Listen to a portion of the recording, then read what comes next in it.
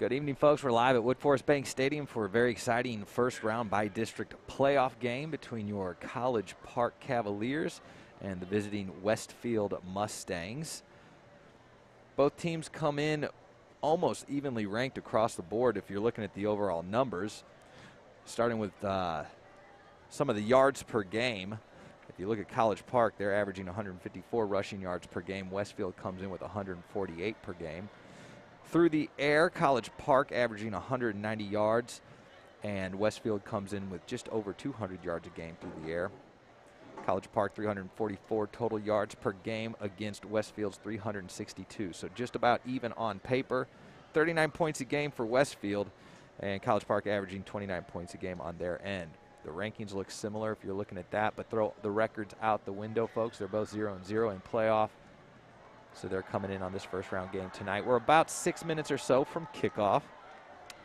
It was a wet evening, but I think the rain has stopped. The bleachers are wet, but I don't see umbrellas out in the park, and tarps have gone away. It's 66 degrees right now, so a little bit muggy out there. Very excited fans and bands and everybody getting ready for this playoff game. The winner of this game will take on Klein Kane.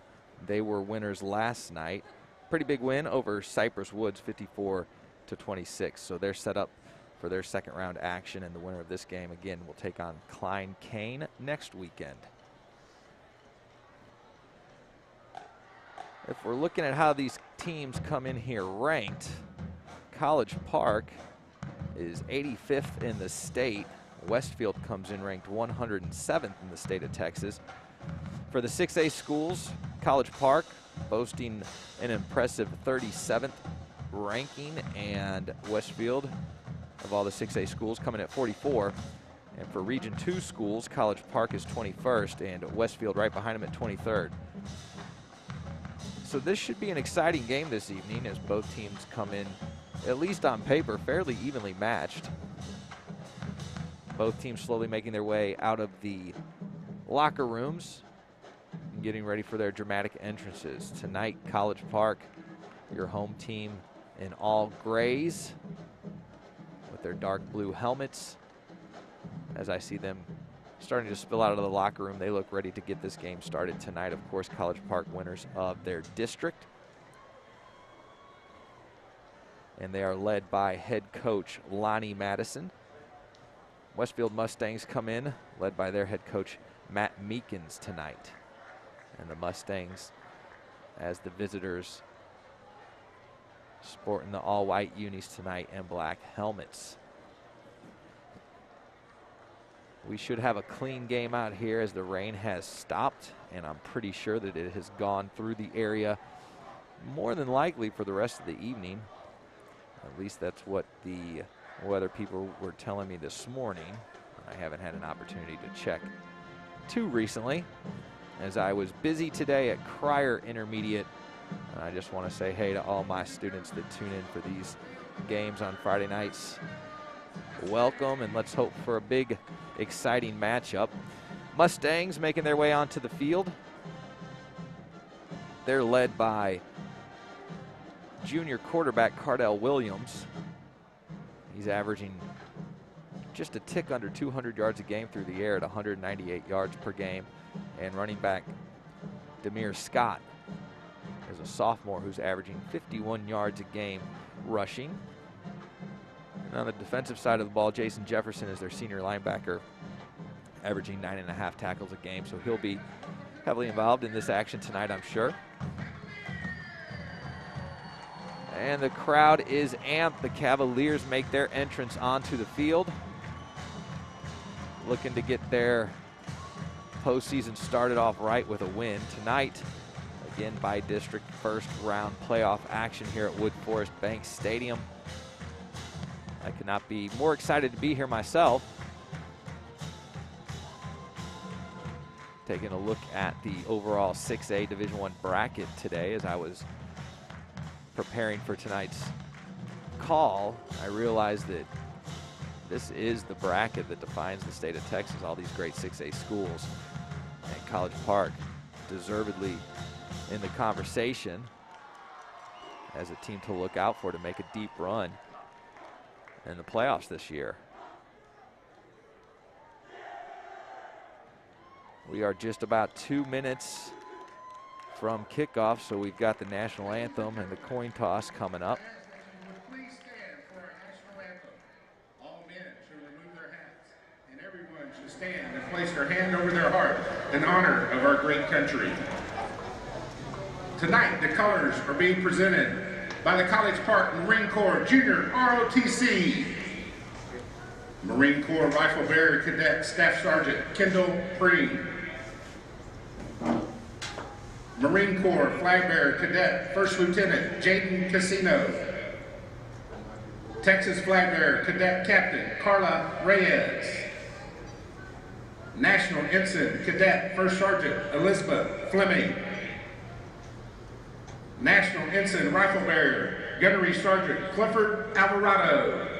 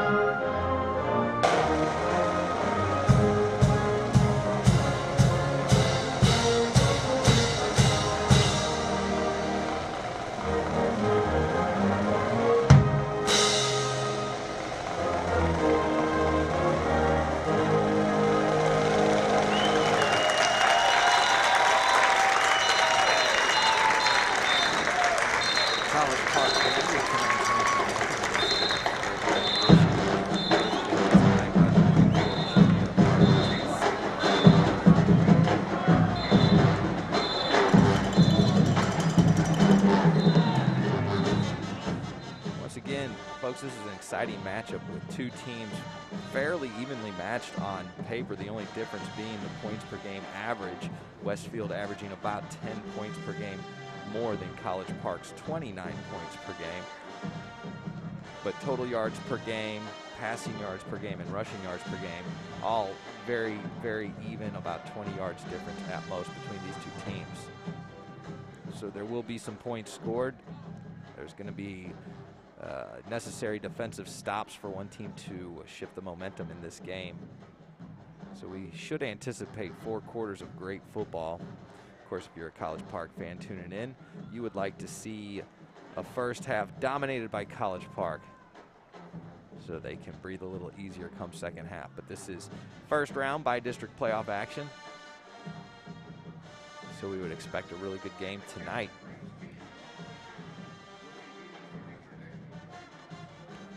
Outside of some wet bleachers, it's actually a pretty nice night for some football. The rain has stopped. We have mid-60-degree weather. And going out for the coin toss is senior linebacker Dylan Hazen for the Cavaliers, and senior Caden Craig representing Westfield. Center field for the coin toss.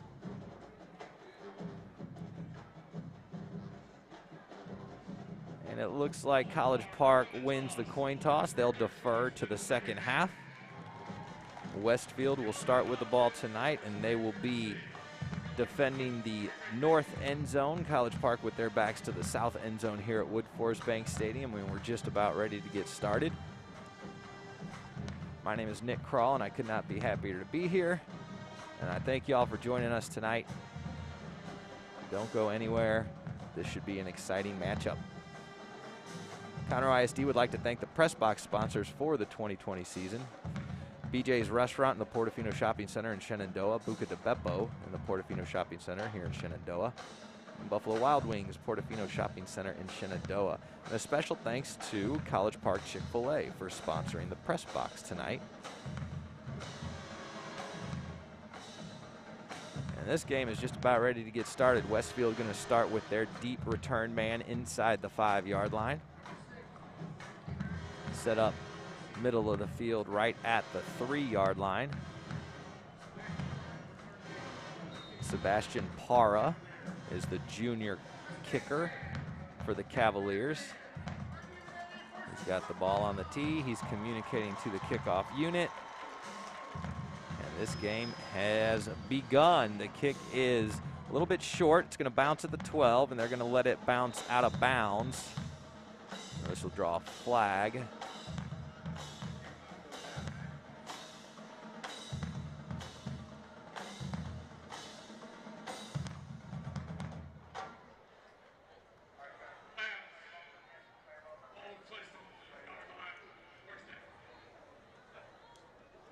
So Westfield going to get a slightly better field position than a touchback,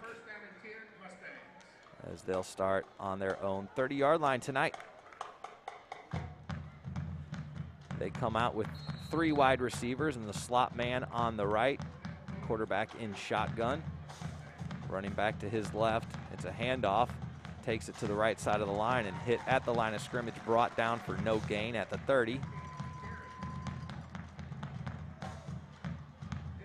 That'll bring up 2nd and 10. Ball now on the right hash mark. A no-huddle offense. They'll stay with 3 wide receivers. They'll move the slot receiver to the left. Cardell Williams is the quarterback in shotgun for Westfield. He is a junior, averaging about 200 yards a game through the air, and he'll drop back to pass, looking across the middle. Has a man, and it is complete across the 50. On the College Park side of the field now, all the way up to the 46-yard line. The College Park defender was between the quarterback and the receiver and made a leaping attempt, but just out of reach of the defender, and pass complete across the middle for a big gain. 1st and 10, slot receiver on the left, the wideout on the left in motion. He'll stop in the backfield. It's a handoff.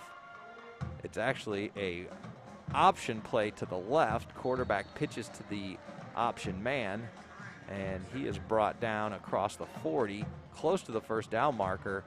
They'll mark it at the 37, about a yard short of the first down, and that makes it 2nd and 1. Mustangs quickly to the line. 1 running back in the backfield. And it is a handoff. Number 15 around the left side has running room and big holes to run through. Breaks a few tackles and forced out of bounds down at the 10-yard line. So another big gain for Westfield. Well inside the red zone. This might be a 1st and goal depending on the spot.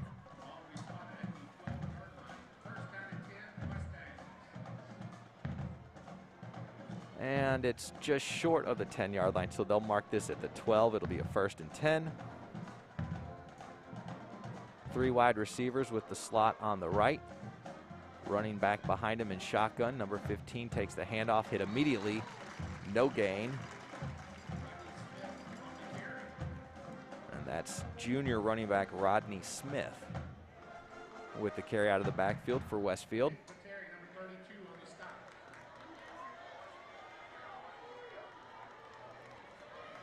Westfield running a version of a hurry-up offense, going no huddle, getting the call in from the sideline, staying with the 3 wide receiver set.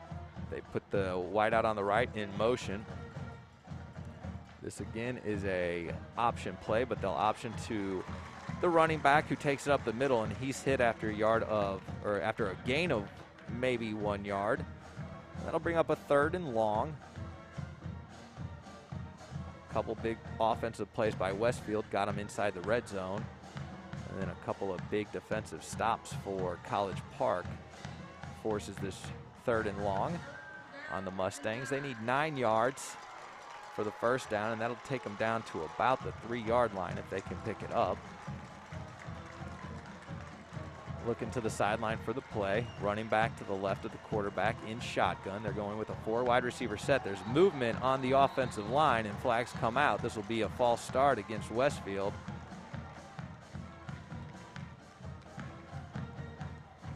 And that is the call, so they'll lose 5 yards on this, and it'll bring up a third and 14.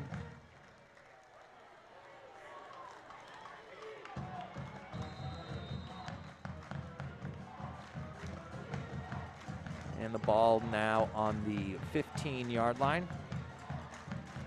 They'll try the same formation. Out of shotgun. This one looked like the left tackle jumped early, but there's no flag. Quarterback goes to pass. He tucks and runs. He tries to get away from some tackles, but unable to get much past the 13-yard line.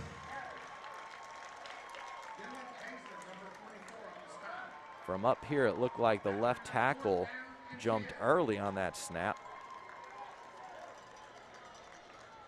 But no damage from Westfield. Maybe a yard or a gain of 2 yards. That'll bring up 4th and 11.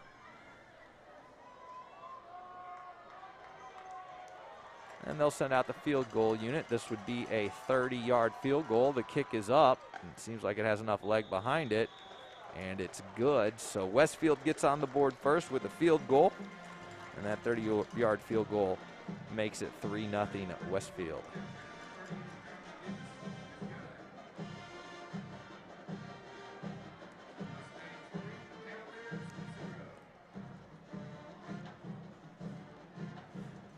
So on their first possession, Westfield, starting on their own 30, able to drive the field into the red zone before College Park.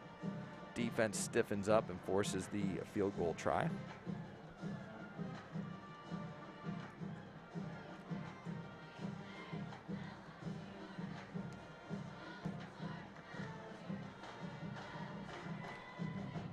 College Park going to look to respond with a score of their own here on their first possession.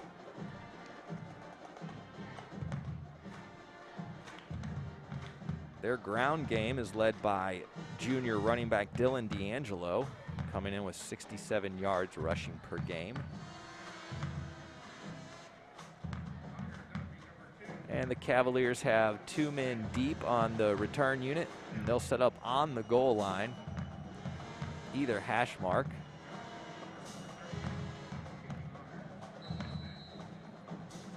Westfield with an interesting formation on the kickoff. They've got a man in front of a man. This one's going to be deep in the end zone and thinks about bringing it out, but then thinks better of it and takes a knee, so this will be a touchback. And the Cavaliers will start on the 25-yard line, their first possession of the night. Conroe ISD wants to thank the press box sponsors for the 2020 season, including Chili's of the Woodlands, College Park Chick-fil-A, Culver's in Conroe, and H-E-B Conroe Market and Harper's Trace. And again, special thanks to College Park Chick-fil-A for sponsoring the press box tonight.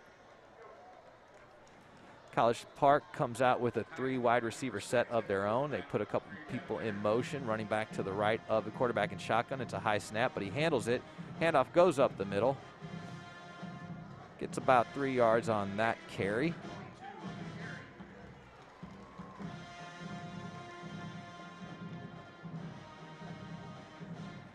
And that is junior quarterback Ty Buckman behind center for College Park.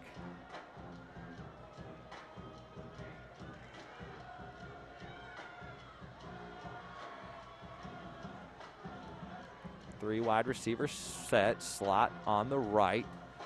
A quick pass to the running back out of backfield on a sweep, finds the edge, breaks a couple tackles. He's to midfield and brought down past the 50-yard line, but they're actually going to spot the ball right on the 50-yard line. Looks like he must have stepped out of bounds there.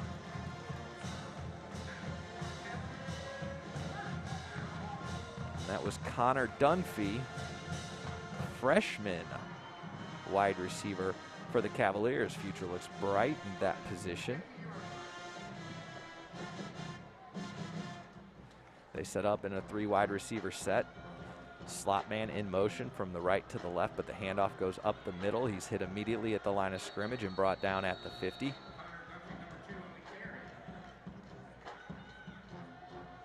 That again was Connor Dunphy on the carry. And Dylan D'Angelo, the junior running back, comes in from the sideline to join the huddle.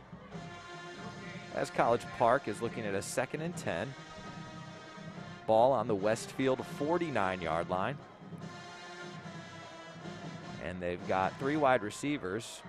The slot man on the left in motion. Gonna set up wide right. Quarterback back to pass. He scrambles for some running room, but he's actually brought down for a loss, so that'll go down as a sack. A loss of 2.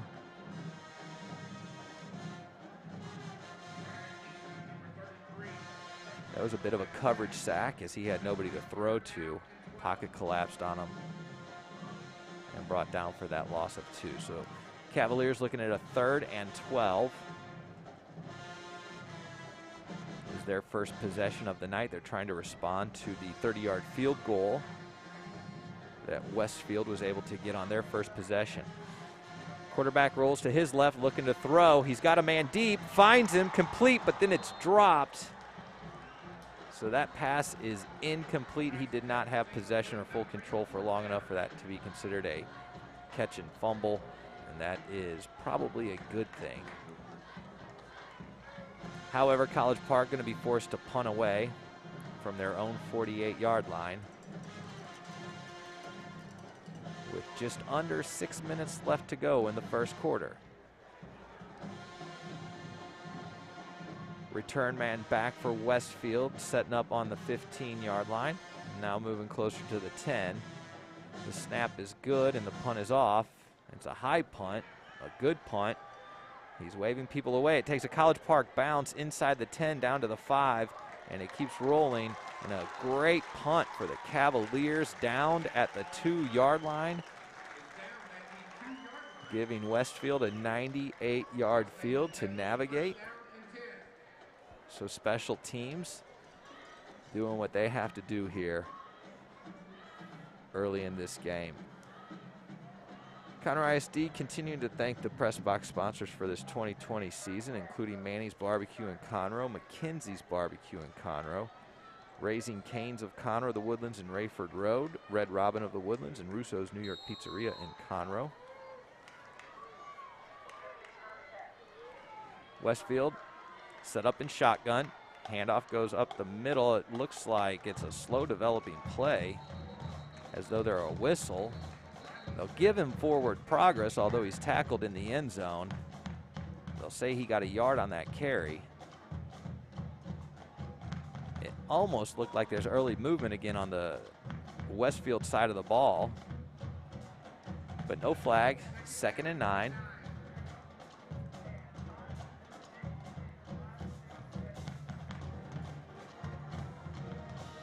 Three wide receiver set for Westfield. Slot receiver on the right.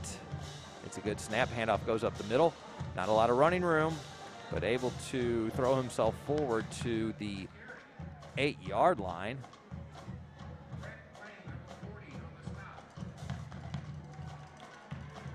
Rodney Smith with the carry for the Mustangs. 3rd and 4. Deep in their own territory. The ball is on the 8-yard line. They'll stay with a 3-receiver set. The slot receiver on the left this time. Snap, handoff to the right side. Has the first down yardage, but hit as soon as he gets that first down marker. Brought down short of the 15-yard line. They'll mark it at the 13, but enough to move the chains for the Mustangs.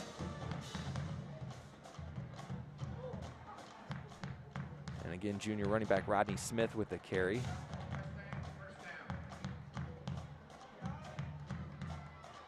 New set of downs as Westfield gets ready in shotgun. The handoff again up the middle, has some running room, finds a hole, takes it to the left sideline. Plenty of room to the 50, 45, and forced out of bounds. But not before getting across midfield and taking this into College Park territory.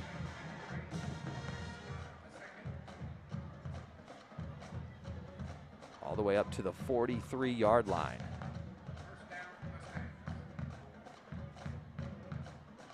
Westfield offensive line able to create some big holes, and they'll stay with the running game. Quarterback keeper around the left side. Run out of bounds just past the 40 at the 39-yard line.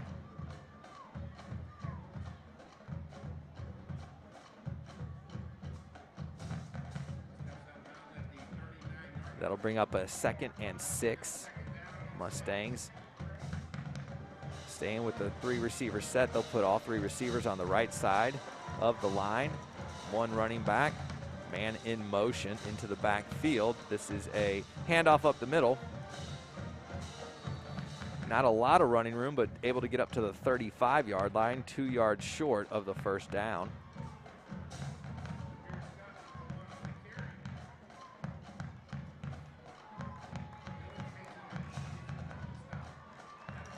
It's 3rd down and 2 yards.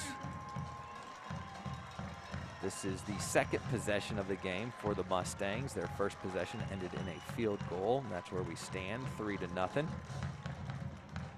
And it is a play-action pass to the left side and hit as soon as he catches it, but not before he's able to get past the first down marker. And that'll be a new set of downs for Westfield. This ball being spotted at the 32-yard line.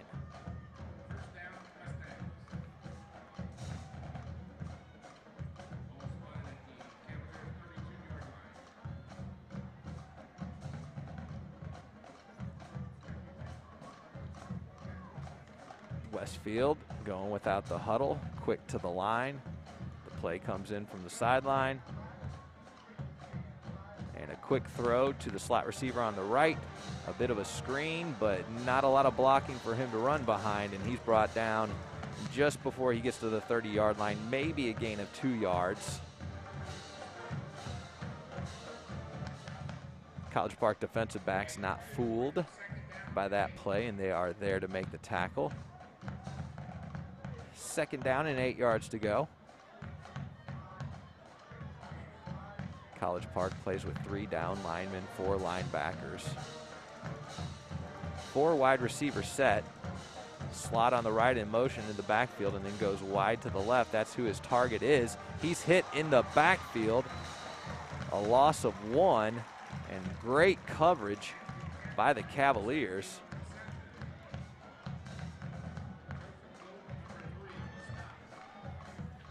Looks like Joseph Golden, the junior defensive back for College Park, on the coverage, and he sniffed that play out, and he was all over that to force Westfield into a 3rd and 9. Just under 2 minutes left in this quarter.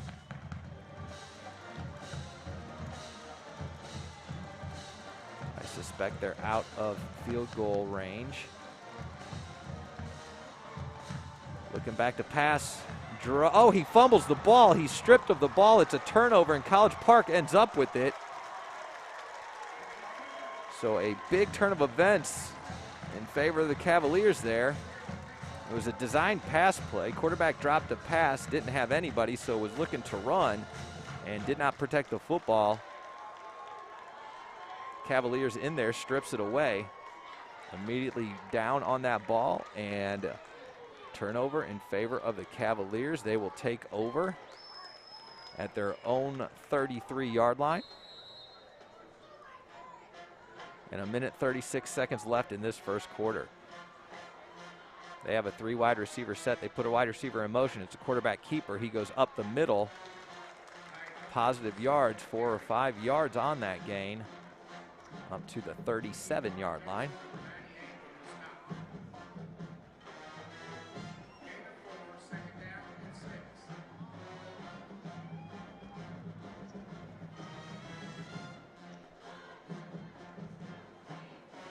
So Westfield showing an ability to move the ball on offense,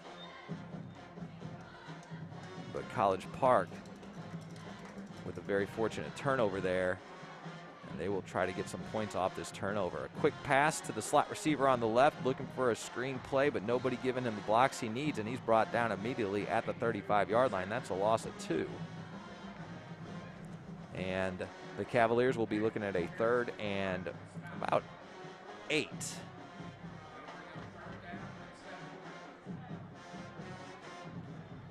And they'd love to convert this 3rd down and keep some momentum going following that turnover.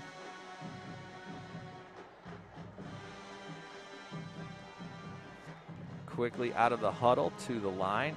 Stacked receivers on the left. They put the wide receiver in motion to the right. Quarterback rolls to his right, but then throws back across his body to his left. Has his man, but unable to get first down yardage. Brought down at the 39-yard line. That pass complete to Michael Perry, the senior fullback. And that'll be the last play of the quarter. Low-scoring quarter. Westfield Mustangs 3, College Park Cavaliers nothing.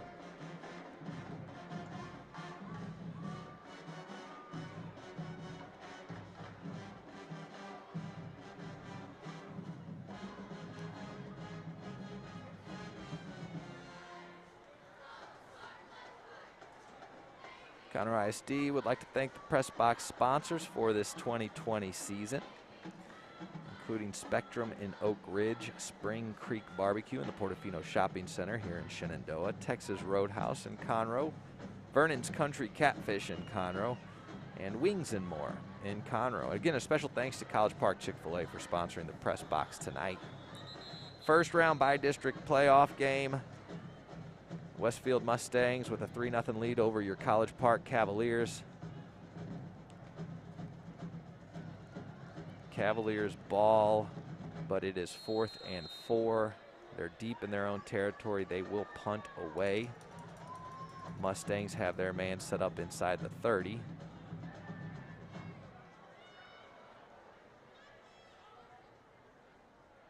And it's a high, fairly deep punt. Fair catch called for inside the 20. This ball will be spotted on the 18-yard line. And this will be our first series of the second quarter.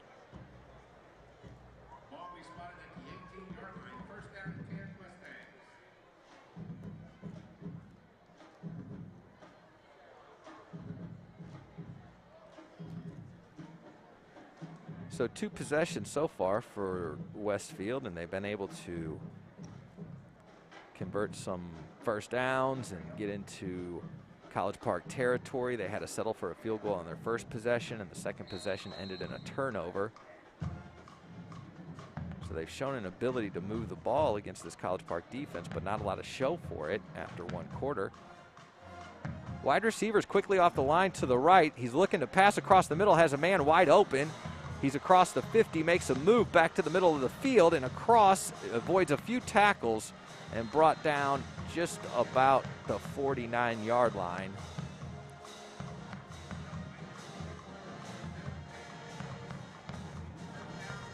A big gain, another big gain for Westfield, but I have to tell you from the press box up here, it looks like there's some early movement from the Westfield Mustangs, but they've only drawn 1 flag for a false start so far. So apparently my eyes betray me. Quick snap, quick pass to his left, pass complete across the 40, close to the 35, breaks several tackles and brings it up to the 30 before being brought down at the 29-yard line. Senior wide receiver Kevin Graham with the reception.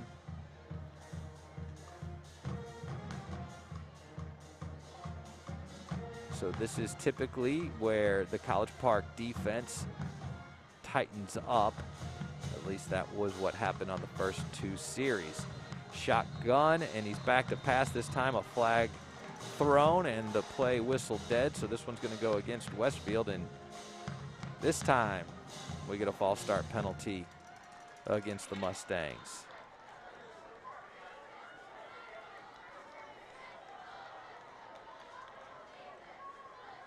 And this will bring them back to the 34-yard line.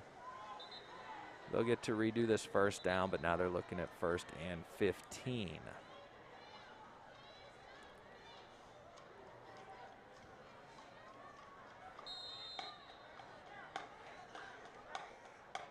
Mustangs look like they'll set up with a 4 wide receiver set.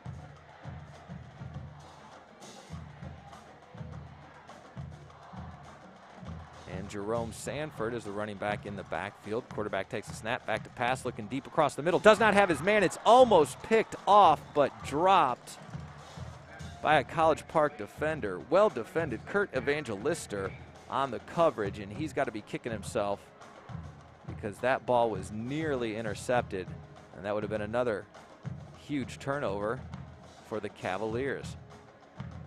But great coverage by the defensive back on that play, brings up 2nd and 15.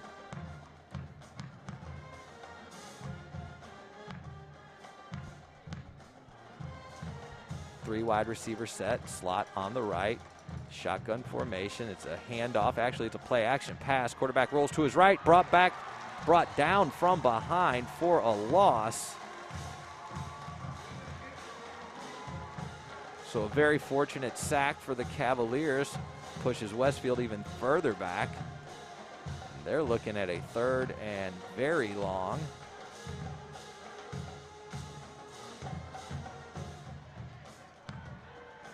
About a 3rd and 18. They've got to get the ball all the way up to the 19-yard line to convert. Well out of field goal range. They tighten up the formation, 4 wide receivers. It's a play action pass. He gets chased out of the pocket, scrambles to his left, eyes downfield, man wide open across the 20-10, and he's brought down inside the 10-yard line. They'll mark this at the 6. And for a moment, it looked like College Park would get into the backfield and bring the quarterback down for a sack, but he kept his eyes downfield and found his man wide open. And then some yards after the catch get them down inside the 10. Ball at the 6, 1st and goal for the Mustangs.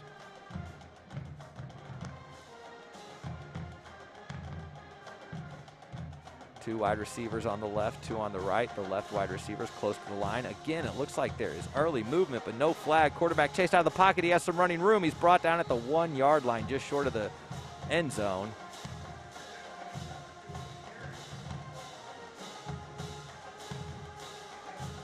Second and goal with a yard to go.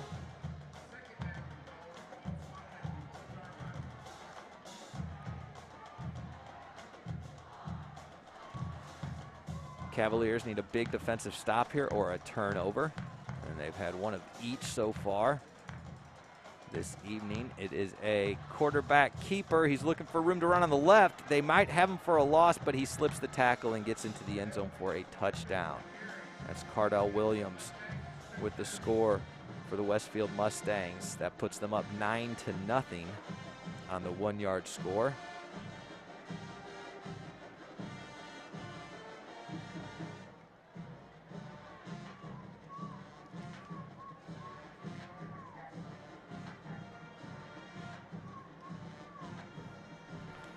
That was the designed quarterback keeper play. He had the edge on the left and found the end zone. Extra point try coming. The holder motioning over to the sideline. I think they may need one more man on the field who's running out, but the play clock down to 0. So this will either be a delay of game or they'll have to burn a timeout. And it looks like they're throwing the flag. Delay of game against Westfield on the point after try. So they'll have to try this one from 5 yards back.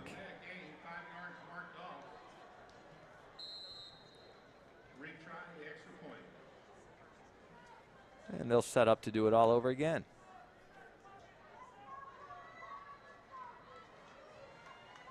The snap is low. The holder able to recover and get the ball down. The kick is up and good. Mustangs go up 10-0.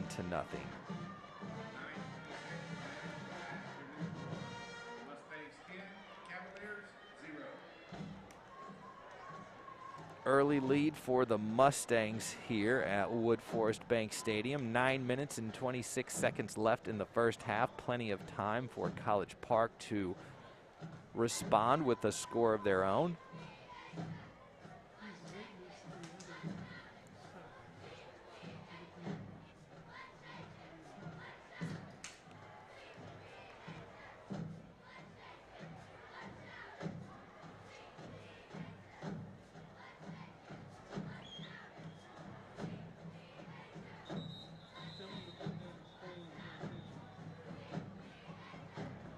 So fortunately for those who decided to show up this evening, the rain has stopped. 60-degree weather outside on a Friday night, first round by district playoff game. It'd be hard to find a better place to be in Montgomery County tonight. And we thank you all for joining us as well. Cavaliers ready to receive the kickoff. 2 men deep, almost lined up on the goal line. And Westfield uses a stacked kickoff formation, as this kick is a line drive deep into the end zone. And College Park will just let it bounce out the back of the end zone for a touchback. They'll start from their own 25 as they try to get something going on offense. They'd love to respond here with a touchdown of their own.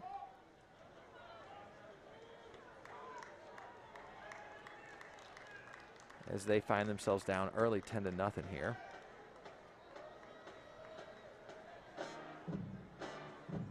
They come out and put a few men in motion. Tight end and fullback shift from the left to the right. Quarterback rolls to his right, finds his wide receiver right on the sideline. It is complete to Mason Combrink, the junior wide receiver for the Cavaliers, with the reception.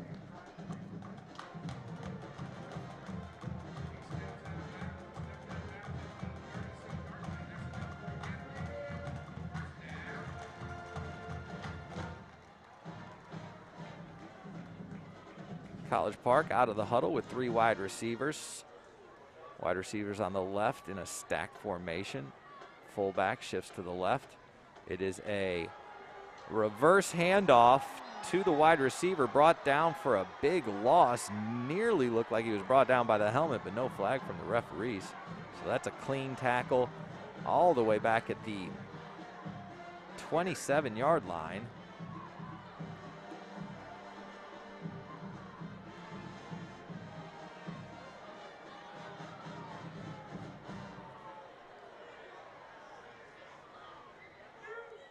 And that'll bring up a 2nd down and 19.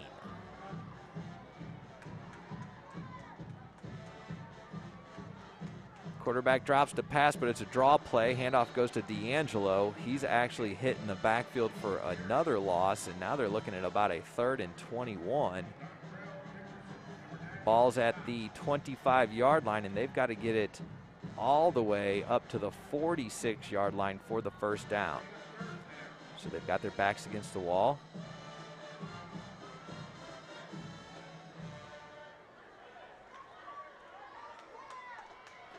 They come out of the huddle with 3 wide receivers, slot to the left. Fullback lined up to the left of the line. Quarterback back to pass, looks to his left. It's a screen play. He has some blockers and some room to run, gets it up to the 39-yard line, well short of the first down, but a positive gain for the Cavaliers. The silver lining on that is they can move the ball against this Westfield defense. But a couple of early plays on that series for losses just set them up for a bit too much on that 3rd down play. They will be forced to punt from their own 39-yard line. Westfield, return man setting up back close to the 20-yard line. It's a good snap. The punt is off. It's a low line drive bouncer. He's able to get it off the bounce and do a return up to the 50. Hit very hard at the 49 and brought down. Decent field position for the Mustangs as they take over from their own 49-yard line with just over 7 minutes left to go in this game. They're trying to build on their 10-0 lead. Cavaliers going to come out and try to make this a short series for the Westfield Mustangs. They've had some success running the ball. They've shown an ability to get some yards through the air. But College Park with a turnover and a couple of near misses on turnovers as well. Looking to pass on this 1st down play, scrambles around the pocket, tucks the ball to run, evades some tacklers and nearly gets first down yardage on that carry. He's brought down just a yard short of the first down marker at the 42-yard line. In College Park territory now, and they're looking at 2nd and 1.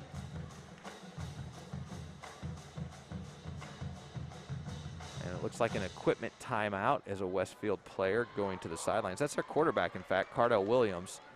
Lost a helmet. And he'll have to miss the next snap. And they roll the clock.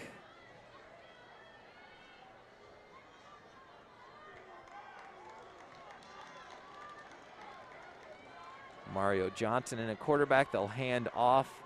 It was designed for the middle, but he takes it around the right side. It's first down yardage as he makes it across the 40 and up to the 37-yard line. So a new set of downs for the Mustangs.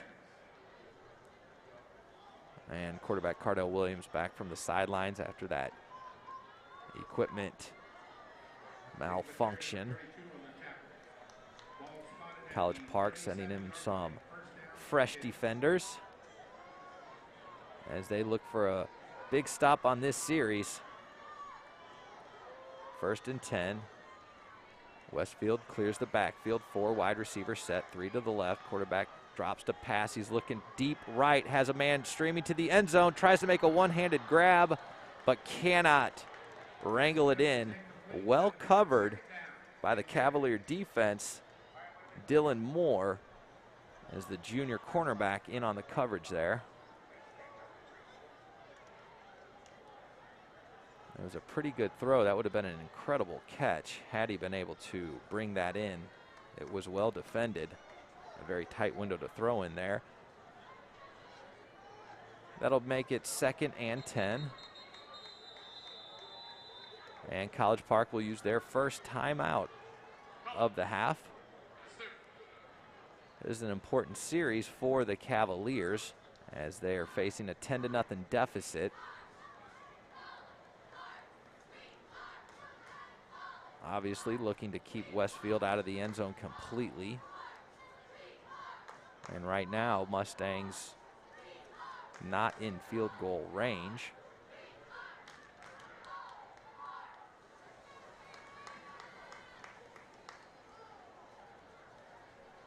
Winner of this playoff game will play Klein-Cain next week. Klein-Cain, big winners. 54-26, high-scoring game over Cypress Woods. Klein-Cain in the 2nd round. Winner tonight will face them next week. Coming out of this timeout, Westfield has a 2nd and 10. Ball on the College Park 37-yard line. It's a 5 wide receiver set. Quarterback, plenty of time to pass, finds his man along the end zone. It is complete inside the 20-yard line. Nathan Lewis, the senior wide receiver, with the reception, brought down at the 18-yard line. And unfortunately,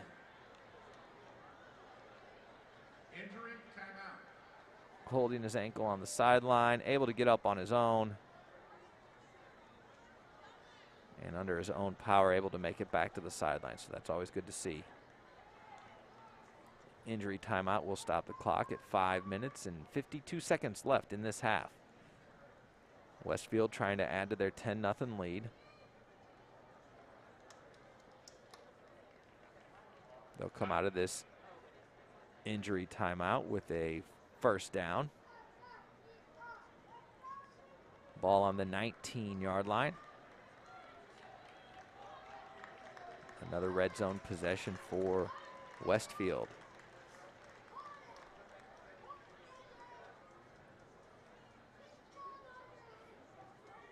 College Park already with 1 fumble recovery. A near miss on an interception, so they're looking to shift the momentum here with a defensive turnover. And we're back into the action. Westfield with 4 wide receivers set. Slot man on the left in motion. It is a play action pass to the right Number 3 with the reception makes a spin move and avoids the first tackle, gets inside the 15-yard line and brought down at the 13. Kevin Graham with the reception. That'll bring up 2nd down and 4. 2nd down and 4.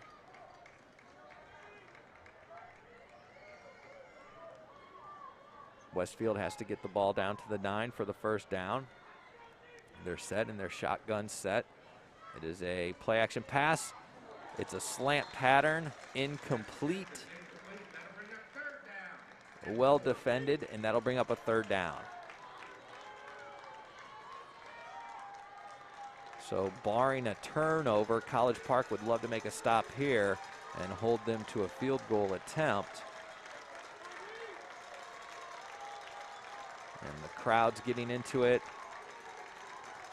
throwing their full support behind the Cavaliers on this important 3rd down. 4 yards to go for the Mustangs. Their wide receivers finding their spot. It looks like they've got 4 wide receivers. Looking to the sideline for some clarification. They'll have to burn a timeout.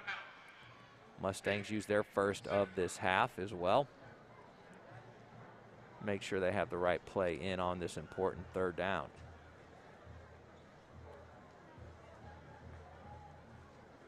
Cavaliers defense has given up a couple of big plays tonight, but they've also shown a knack to be at the right place at the right time. Getting to the quarterback in the backfield, stripping him, getting the fumble. Good coverage on some of these passes. Nearly an interception earlier, and that's what they've got to be looking forward to on this 3rd down. Let's get the turnover. Let's get the ball. We've got 5 minutes to do something here in the first half.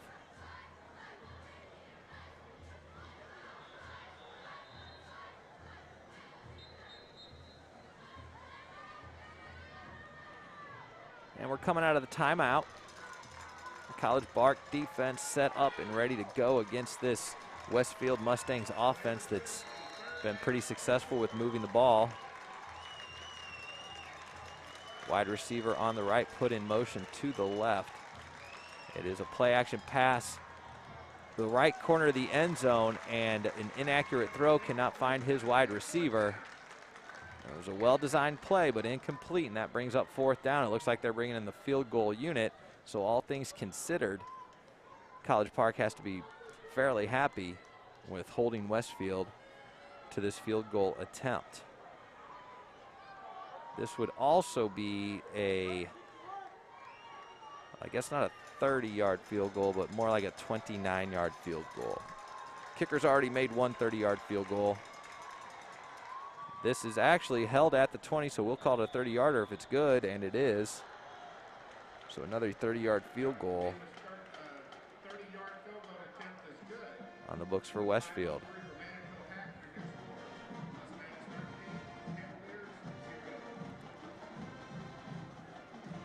So 10 points this quarter for Westfield. Gets them a 13-0 lead over College Park. The Cavaliers got to get something going here, and they've got plenty of time to do it. We've just got a tick over 5 minutes left in this half.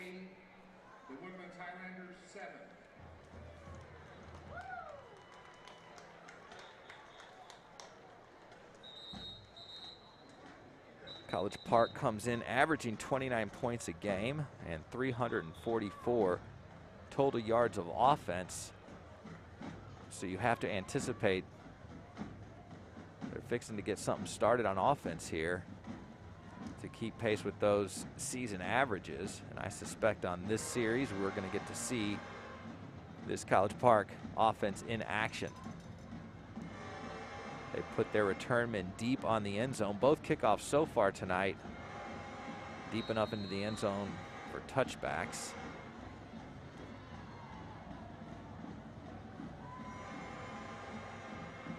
And the kick is off the tee and deep into the end zone. The return men will let it bounce into the end zone, and they'll take the touchback, giving the Cavaliers a 75-yard field to navigate. Let's take it the distance and get 7 on the board before we go in for the half.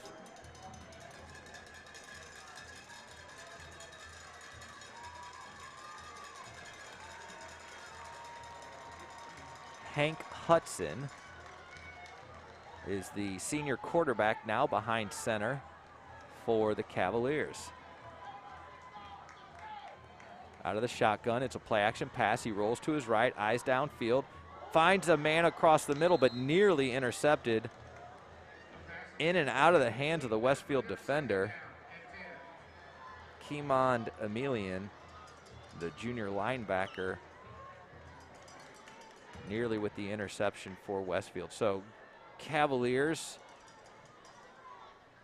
dodge a bullet there and live to see another day here with 2nd and 10. They're going to go with a tight 2 wide receiver set. Right wide receiver in motion, but it's a handoff to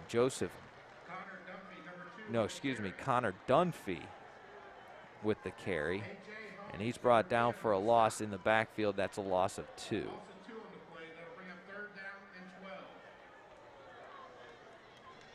This Westfield defense giving College Park very little to work with on offense, and they're looking at another 3rd and long, 12 yards to go to pick up the first down. They need to get the ball up to the 35-yard line.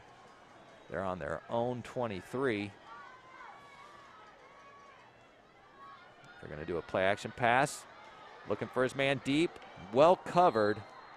In fact, double coverage.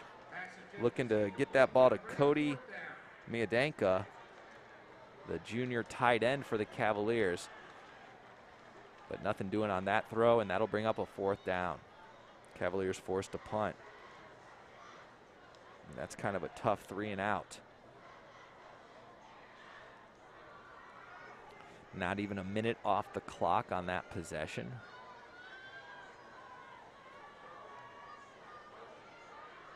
Unless this is an incredible punt that takes that College Park bounce, and we've seen 1 or 2 of those tonight. This is going to be pretty good field position for Westfield.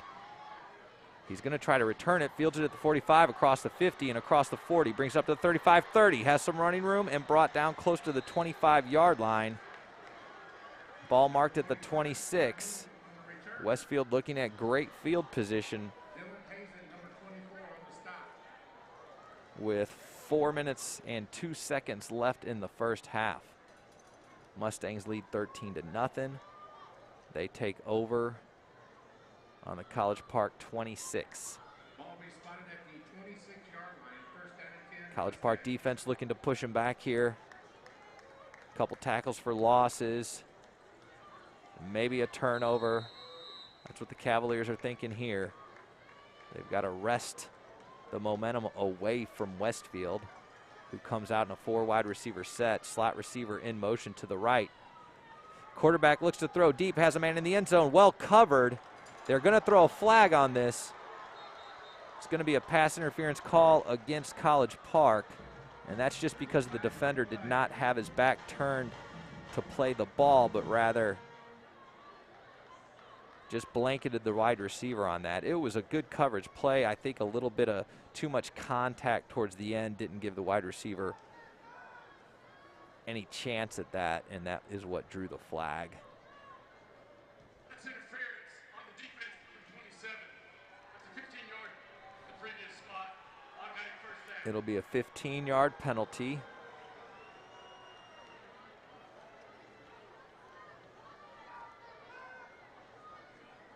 Which brings it down to the 11-yard line. So a very unfortunate penalty against the Cavaliers. Automatic first down for Westfield. Out of the shotgun. Again, early movement. This time it will draw the flags. And I'm telling you, it's been all night, folks. Westfield, the wide receivers get off that line a little too quick. And I would honestly say only half of those have been called false start penalties. This is I believe the 3rd official false start penalty against the Mustangs tonight. But from my vantage point, they've had at least twice as many of those that could have been called. This puts the ball back on the 16-yard line. They can technically get a first down without scoring a touchdown. First down marker at the 1. Play action pass, a hard throw to his wide receiver. and 2 men in the area. It's hard to tell exactly who he was intending that pass for, but he's got a rocket arm back there, and that would have been a hard one to handle for either of those potential wide receivers. Good coverage from the Cavalier defense. It'll bring up 2nd and 15.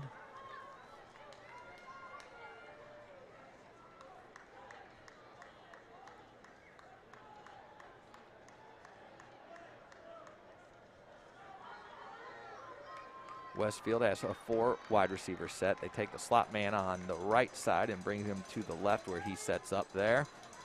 Quarterback back to pass, scrambling around a little bit, finds his man at the 5-yard line, but well covered and brought down immediately upon that completion.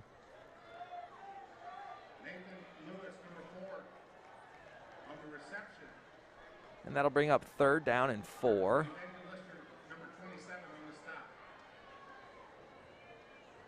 The ball is on the left hash mark on the 5-yard line.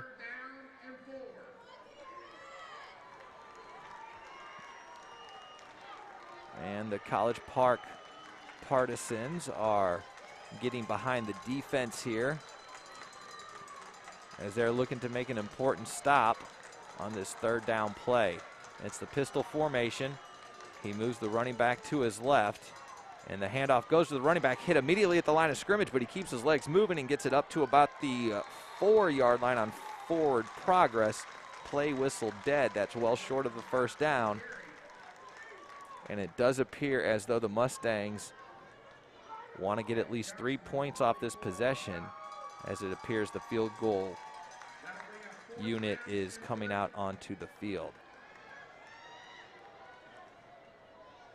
So after some big offensive plays and then an unfortunate pass interference call, College Park responds by forcing a field goal attempt, which they've got to be fairly happy with, as it looked like a potential scoring opportunity of the touchdown variety. This field goal is blocked,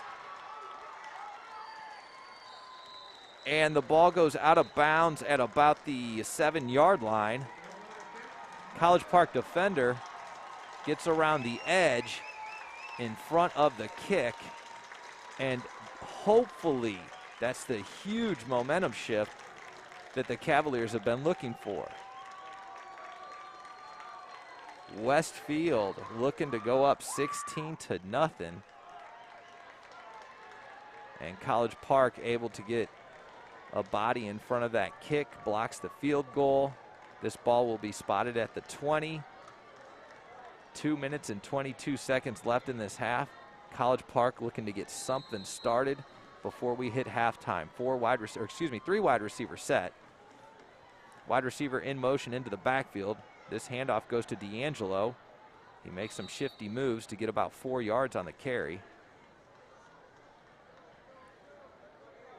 Dylan D'Angelo is the junior running back who leads the Cavaliers in yards per game with 67 yards rushing per game. He's usually heavily involved in this offense. However, I don't recall seeing him getting too many touches yet. They might be saving his legs, and here we're going to get a chance to see him on this series. Wide receiver in motion from the left into the backfield. D'Angelo gets the handoff. He takes it right up the middle, past the 25-yard line, and brought down at the 27. And that'll bring up a 3rd down and 3.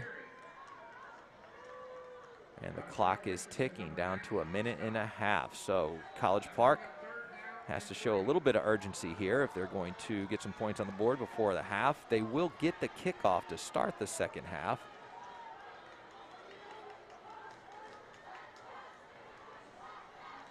Still using the huddle, and the clock will go very close to 1 minute. This 3rd down play, very important. Looking to throw, has a man and throws into double coverage, but the pass is complete. Westfield trying to say that they wrestled the ball out of his hands.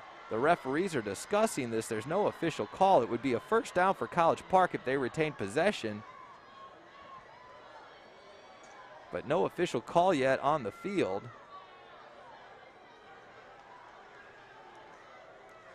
From my vantage point, the wide receiver was down, but they say not down. It is a turnover. Possession, Westfield, and a huge turnover.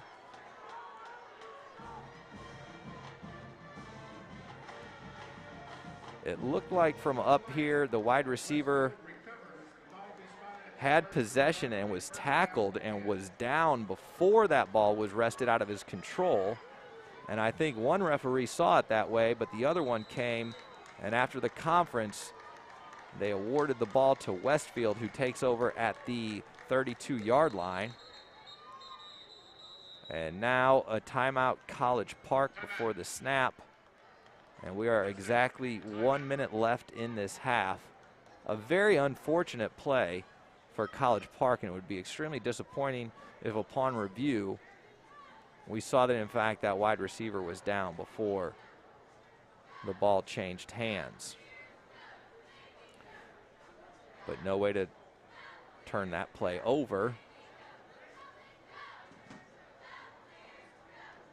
So they have to readjust, get ready on defense here, and be committed to stopping the Mustangs from scoring. Right now a 13-0 lead. Westfield's last possession ended in a blocked field goal. That last offensive play for the Cavaliers was a tight throw into a very small window, but it was well thrown and the pass was complete. But then an unfortunate turnover gives possession to Westfield. Again, just 1 minute left in this half. It is first down. Ball on the 32. Slot man in motion, circles around into the backfield. It's a pump fake to that man in motion, but he has a wide receiver wide open on the left side. Makes some moves inside the 15-yard line, brought down close to the 13-yard line. And that's Nathan Lewis, the senior wide receiver for the Mustangs, with the reception. First down and 10, Mustangs. So a few well-designed plays from Westfield have left their wide receivers wide open. It would appear the motion man draws a lot of attention, and by design that's looked like where the play was going before that wide receiver was wide open. This is a play action pass. It's fumbled, nearly recovered by College Park, but it squirts out of the defender's hands, and Cardell Williams, the quarterback for Westfield, able to pounce on it and retain possession in favor of the Mustangs. And the clock stops at 44 seconds, so I imagine there's a timeout here. And it appears that Westfield has used their second timeout of this half. When they come out of this timeout, it's going to be second down. And they've got about 17 yards to go for the first down.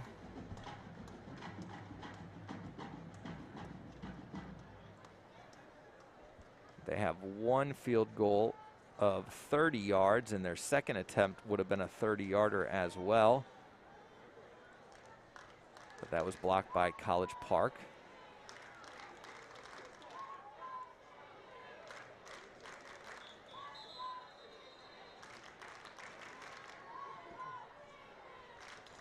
So this has been a game of turnovers and nearly turnovers.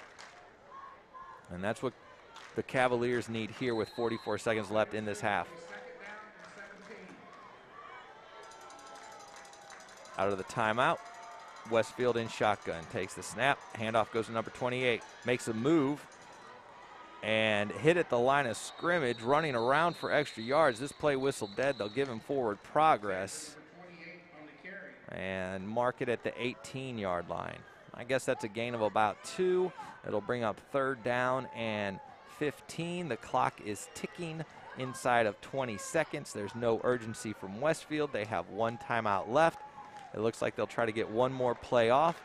I'm surprised they're not trying to save some clock for a field goal try if this is not successful. Drops to pass. He's chased out of the pocket. He rolls to his right. He's got some room, but he's looking to throw. He's hit as he throws, and it's intercepted by College Park at the 15, brought down at the 20. The clock expires. We're at all zeros, so nothing to do off that turnover, but no points for Westfield as this half expires. It's a 13-0 game. It's been mostly Westfield in the first half, but College Park has to breathe a little easier that all they've given up is that 13. This game's still within their reach. Make sure you don't go anywhere during halftime here. We'll be back to call a great second half at Woodforest Bank Stadium. Westfield Mustangs 13, your College Park Cavaliers 0. They'll start with the ball in the second half.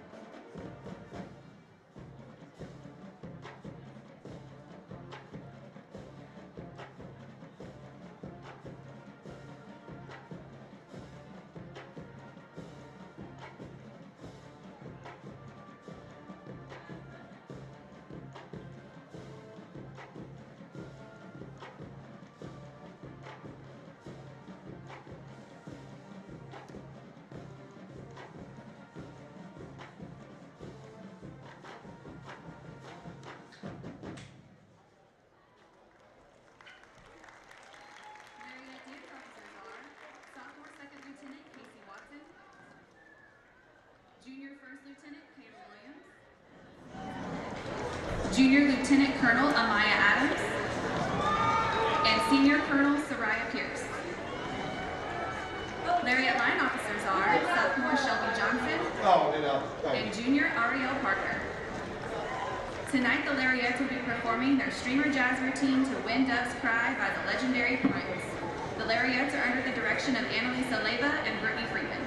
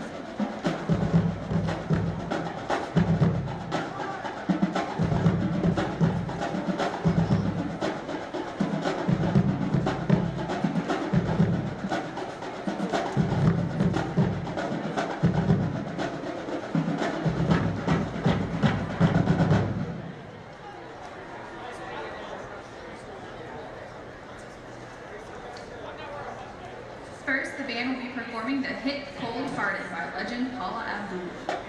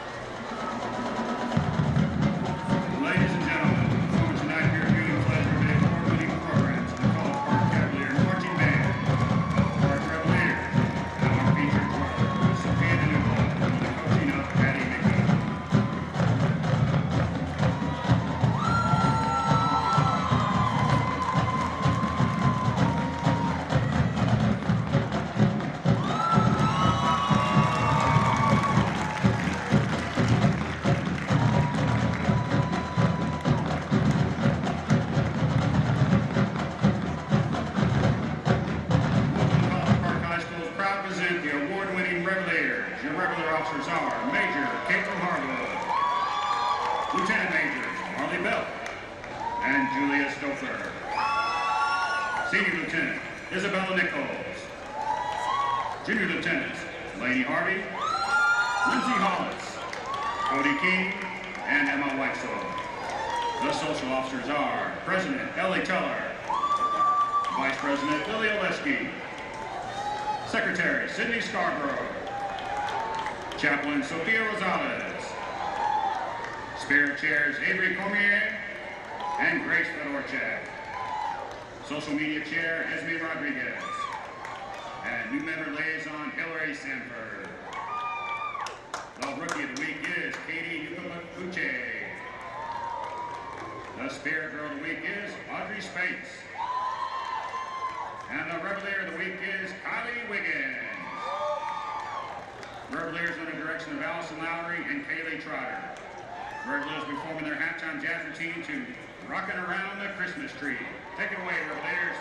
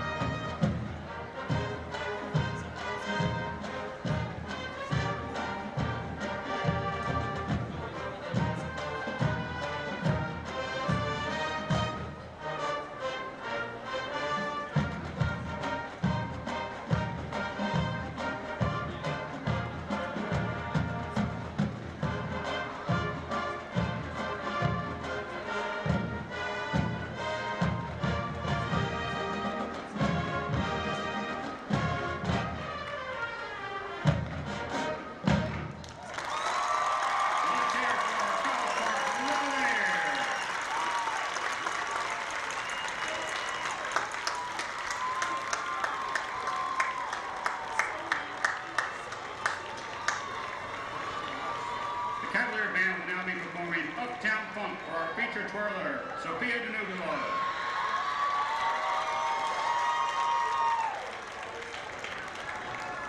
Take it away, Sophia.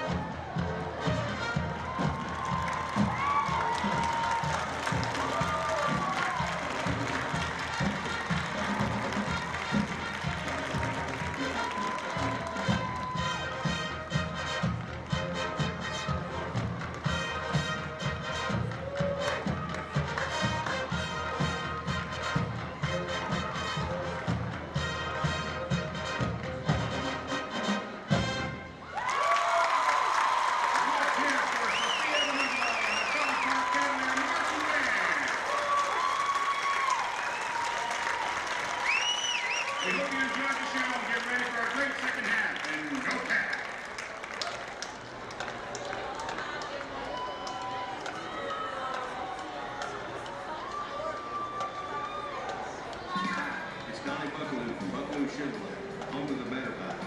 Buckaloo Chevrolet is here to help you with all your transportation needs. Visit us in Conroe or shop BuckalooChevrolet.com. See you soon. It's a better buy at Buckaloo.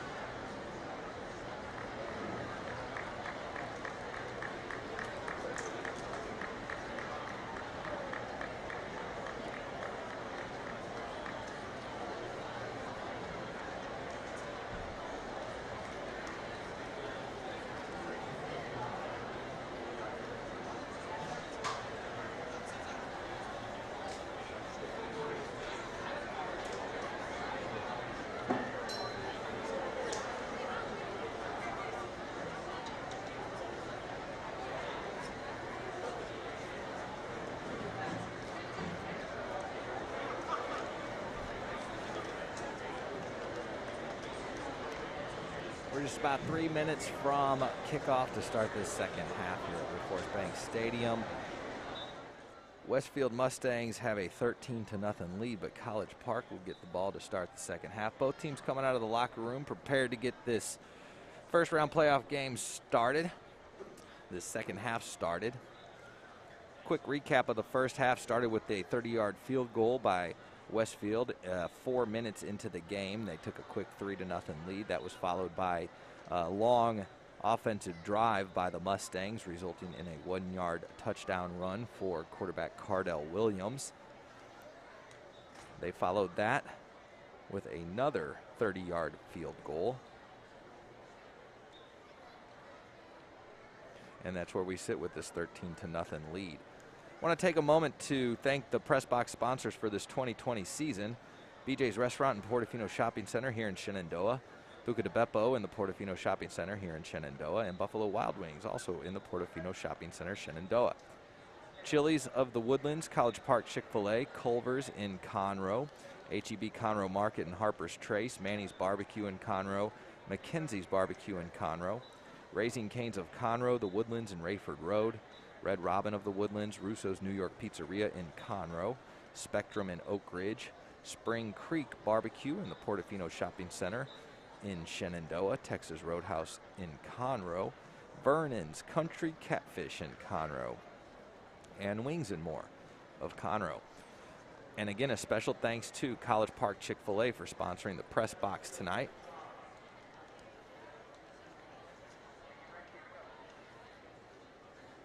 Westfield Mustangs out of the locker room and jogging their way to the sidelines. They are led by head coach Matt Meekins.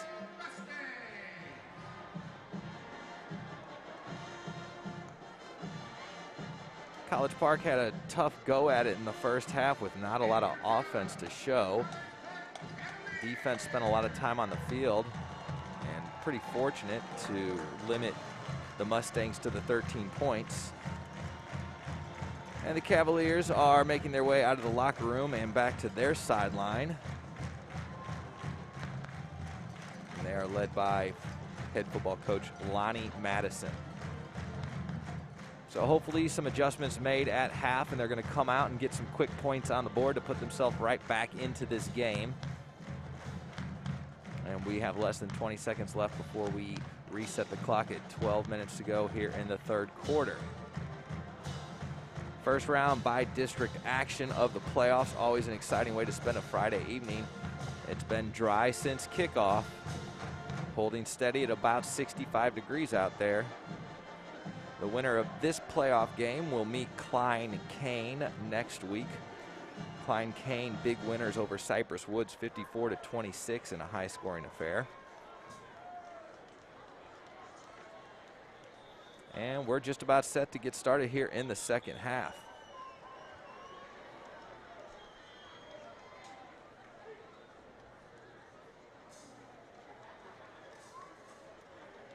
College Park will have their back to the south end zone to start the second half. And Westfield going to line up for this kickoff, and I have a hard time describing their kickoff formation. But for each man that is lined up on the coverage unit, it's like a stacked formation. So they've got one man, say, on the 37-yard line and someone right behind him on the 35. And then a third Mustang just off the shoulder of the man in back. So an interesting formation that I'm not used to seeing on these kickoffs. But the second half has begun with a kick not deep into the end zone, bobbled but recovered and advanced to the 10, brought up to the 15, looking for some room to run, hit at the 15 and brought down. They'll give him a couple more yards than that, and College Park will start from their own 17-yard line here as we start the third quarter. So it's not that they need a quick score here, but they would love to get some points off of this possession. Anything just to get that 0 off the board. And they'll come out of their sideline huddle up to the line. Two wide receiver set. The left wide receiver very close to the line of scrimmage, put in motion. moves to the right side. It's a quick pass to that right side, a quick wide receiver screen, no room to go after the catch. Maybe a yard on that pass completion up to the 19-yard line.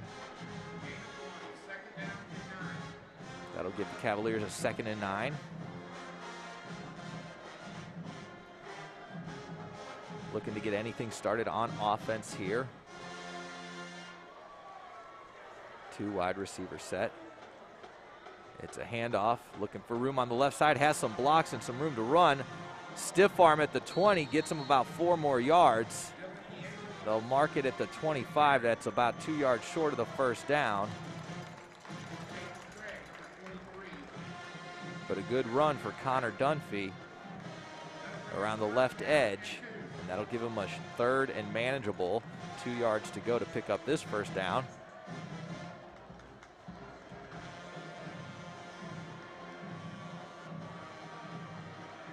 Slot receiver on the left on this 3 wide receiver set. It's going to be a quarterback keeper, and he's got room to run.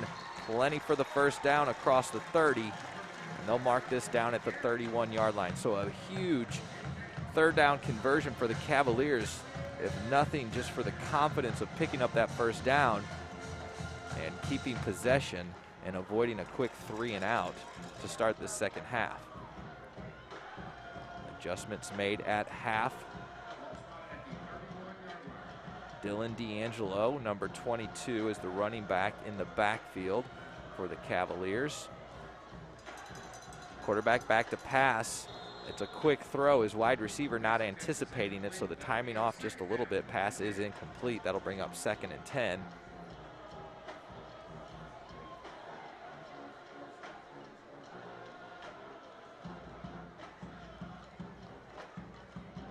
And D'Angelo replaced by Connor Dunphy in the huddle. He'll be the man in the backfield. Quarterback in shotgun with 3 wide receivers. It's actually a wildcat formation as Dunphy takes the direct snap, runs it up the middle, gets positive yards before he's stopped, not tackled, but play whistle dead. Forward progress given to the 34-yard line. And that'll bring up another 3rd down. Cavaliers need 7 to pick up a first down. They're looking to get the ball to about the 41-yard line if they want to convert this.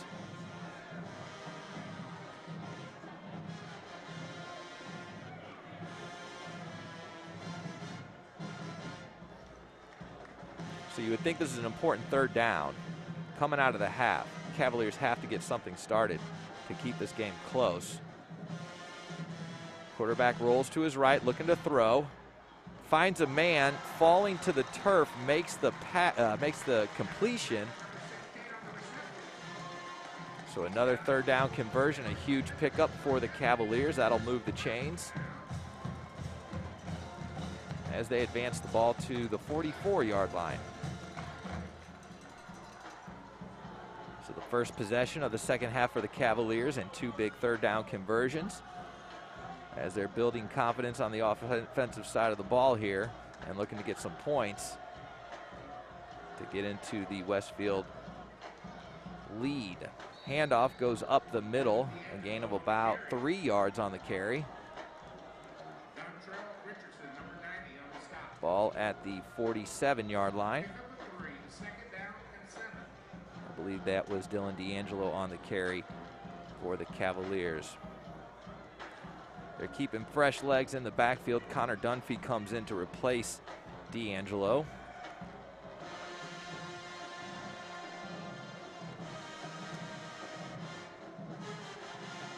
Slot receiver motion to the left. It's a quick pass to Dunphy out of the backfield. He has a little bit of running room. He breaks free. He's past the 50, 40, and 30. Down close to the 25-yard line. They'll mark him out of bounds at the 26. So the biggest play from scrimmage so far for the Cavaliers on a quick pass to the running back, although officially listed as a wide receiver. Dunphy's been lining up in the backfield all night. And significant yards after the catch there. Gets the ball fairly deep into Westfield territory. College Park 1st and 10 from the 26-yard line. Snap goes to Dunphy. He's taken around the right side. He's hit hard just past the line of scrimmage. They'll give him maybe a half a yard on that carry. And Dunphy will get the breather as D'Angelo comes in. It looks like Hank Hudson, number 9, coming in at quarterback.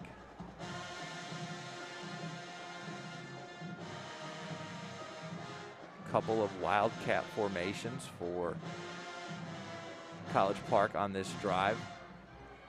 And that's Dunphy with the direct snap on those wildcats. Hudson looking for the end zone. It's a deep throw to his wide receiver. It's thrown a little too hard, and had he caught the pass, I think he would have come down out of bounds in the back of the end zone. Comes up a little bit hobbled, but he's able to run this one off. And that incomplete pass brings up a 3rd and 10 for the Cavaliers. So far successful on 3rd down conversions, none quite so far as this one would require.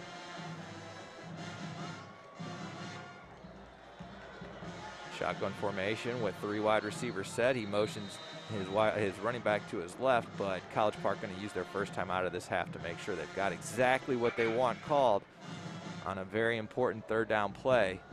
Cavaliers trying to dig themselves out of a 13-0 deficit as we're just getting underway here in the second half.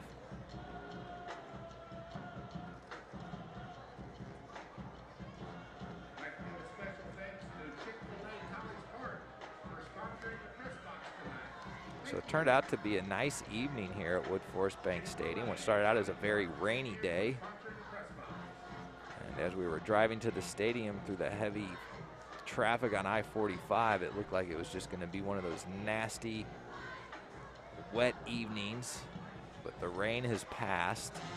So outside of some wet bleachers, it's a fairly good evening here.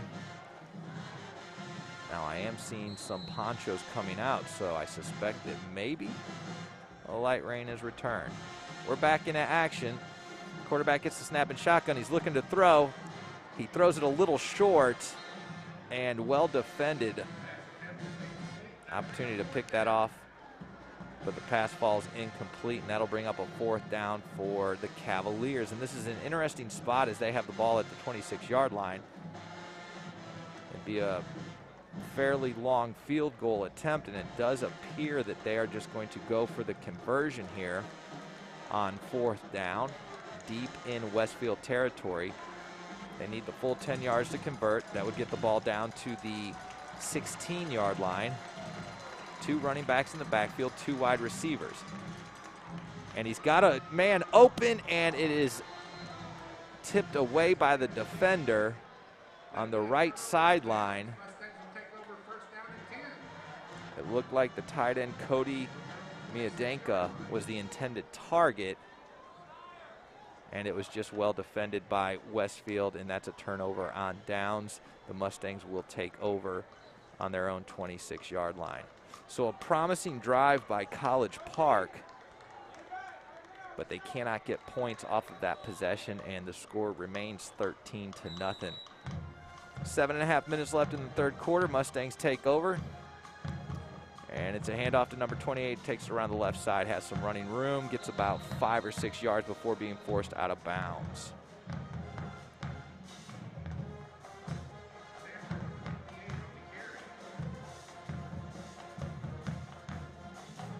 He got up to about the 33-yard line, it looks like. And they'll call that a 7-yard gain, and they're looking at 2nd and 3. They're quick to the line. 3 wide receivers set, slot man to his right, 2 in the backfield. Play action pass looking to his left. It's picked off by College Park. He has nothing but room to run. This might be a pick 6, folks. It is not going to make it into the end zone. He's forced out of bounds at the 3-yard line, but a very huge turnover for the Cavaliers. Quarterback stares down his receiver, and that route is jumped. And I'm trying to get a number for you to give credit where credit is due, and that looks like Harrison Helton, the junior linebacker, is responsible for that interception. And I think it was the quarterback for Westfield who made the score-saving tackle out of bounds to prevent Cavaliers from finding the end zone. But they're at the 3-yard line, 3rd and goal, direct snap to Dunphy and the Wildcat formation. He's trying to find the end zone, and they'll whistle him down at the 1. So it's 2nd and goal from the 1. This is the closest the Cavaliers have been all night to the end zone. And Westfield's going to use their first timeout of the second half.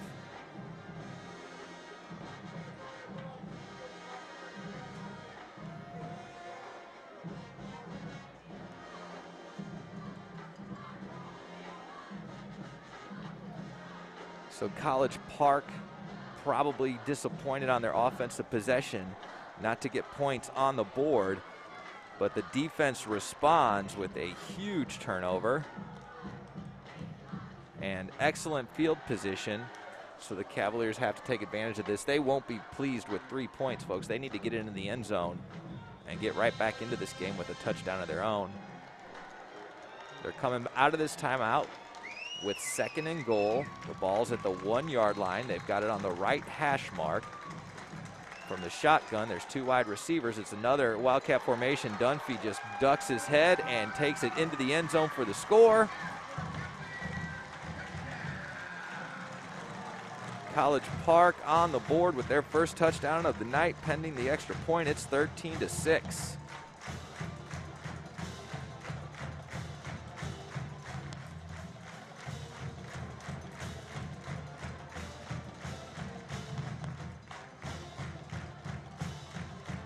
Dunphy in at the Wildcat quarterback, direct snap, 1-yard touchdown run. It's a high snap, but the hold is good and the kick is up. Kick is good. College Park on the board with 7. We got a brand new ball game here.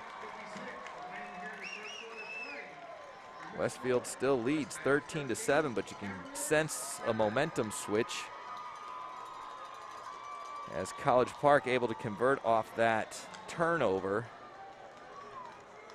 and get on the board for the first time tonight. So Connor Dunphy listed as a freshman wide receiver, lining up in the backfield for most of the evening, and occasionally in that Wildcat formation in at quarterback, and that's how they get their first touchdown of the night. It's got to be exciting if you're a College Park fan to know that you have a freshman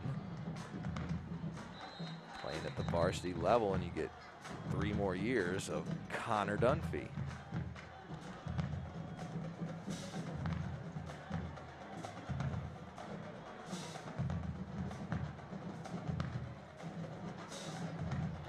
The winner of this bi-district playoff round will meet Klein-Cain next weekend. Klein-Cain able to get 54 points against Cypress Woods in their 54-26 win.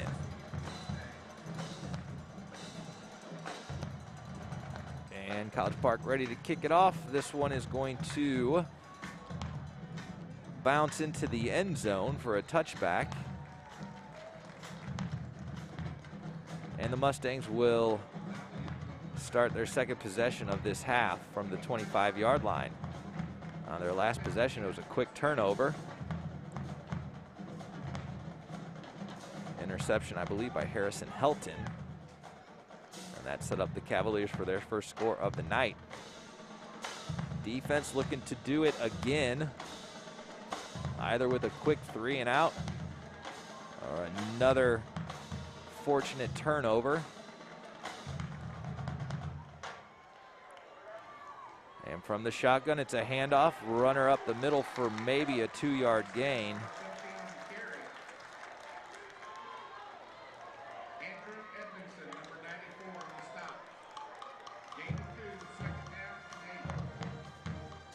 Second and 8 for the Mustangs. up to the line without a huddle. A 3 wide receiver set. Slot receiver to the left, tight end on the right side of the line. There is early movement on the line. This is going to be at least the 3rd, maybe the 4th false start penalty against Westfield. And as I was mentioning in the first half, there is a lot of quick early movement on that line, and sometimes from the wide receiver set. This one I think was an offensive lineman who moved early.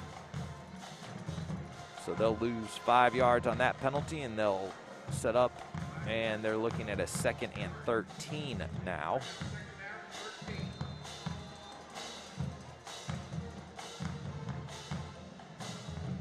And I'd be interested to know what's going on down there that's causing so many false start penalties. It's not an exceptionally loud crowd, but there has been a lot of quick movement. Looking to pass, finds a man short on the left side who makes a move past his tackler. Up past the 35-yard line, that's good enough for a 1st down. And forced out of bounds just before the 40 at the 39-yard line. So a big gain for Westfield. That'll move the chains and give them some breathing room as they get close to midfield.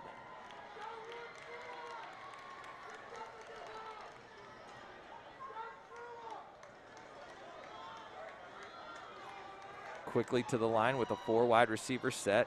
Quarterback drops back to pass. Forced out of the pocket, finds his running back in the backfield. Grabbed at the tackle, slips out of the first tackler. Manages to make it just past the 40 before being brought down at about the 41-yard line. Ball on the right hash mark. It'll be 2nd down and 8. Game 2, 2nd down and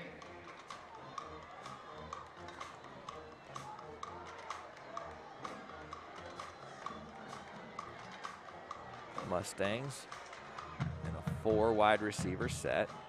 2 on either side, 1 man in the backfield. Looks like the slot receiver took off early, but no flag. He finds that man, pass complete, brought down past the 50. And they'll make it to the 48-yard line on the College Park side of the field. That'll move the chains and get them a new set of downs. Mustangs moving the ball against this College Park defense. They're trying to respond to the Cavaliers score. 4 wide, shotgun, drops the pass, chased out of the pocket. He's going to run with it, trying to find some room on the left side. Makes it to the sideline before running out of bounds close to the 40-yard line. Although they'll mark him 2 yards short of that and say he was out of bounds at the 42.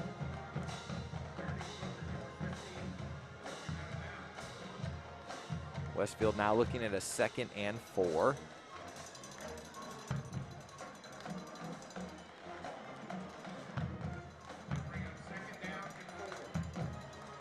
They stay with the same formation, 4 wide receivers, 2 on either side. He's got a running back in the backfield with them. Slot man on the left goes in motion, sets up in the slot on the right. It's going to be a passing play. He's looking downfield. He's got a man across the middle on the slant. Pass complete close to the 30, brought down just after the reception. But that's enough for a new set of downs. Mustangs 1st and 10 from the Cavaliers 30-yard line. Westfield doing what they want on offense on this drive. College Park looking to shut them down or force yet another turnover. They've been fortunate a couple times tonight. It's going to be another passing play. He's looking across the middle again. This one well defended and no chance for the wide receiver.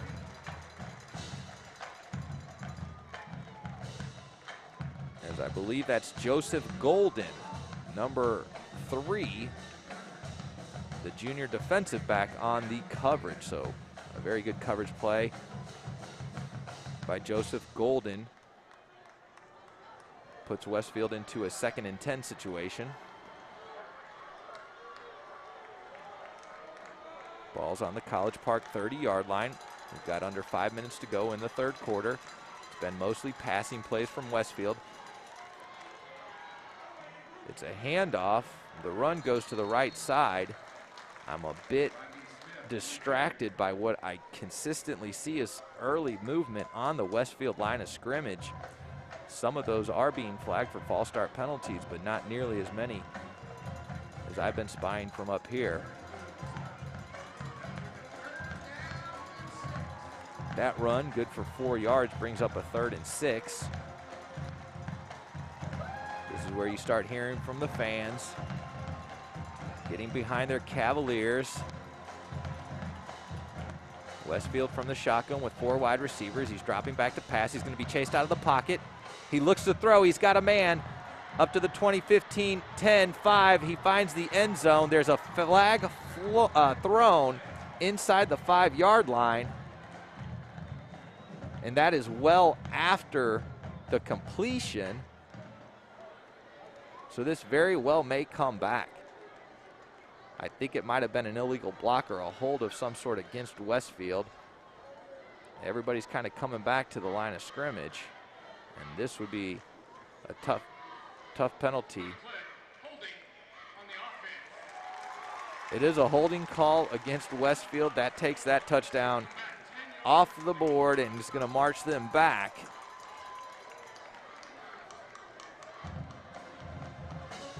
So a very tough penalty for Westfield, but a very fortunate penalty for College Park.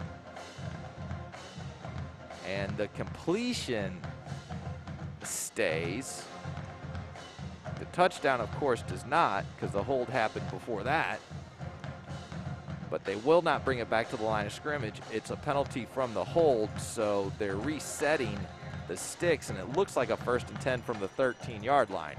From the shotgun, a quick throw to the left side. It's a wide receiver screen. He's met by a bevy of tacklers and forced out of bounds close to the 10-yard line, maybe down to the 9.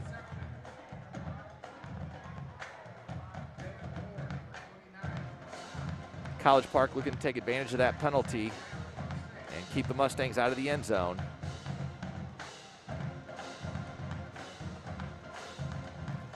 It'll be 2nd down and 6 to go.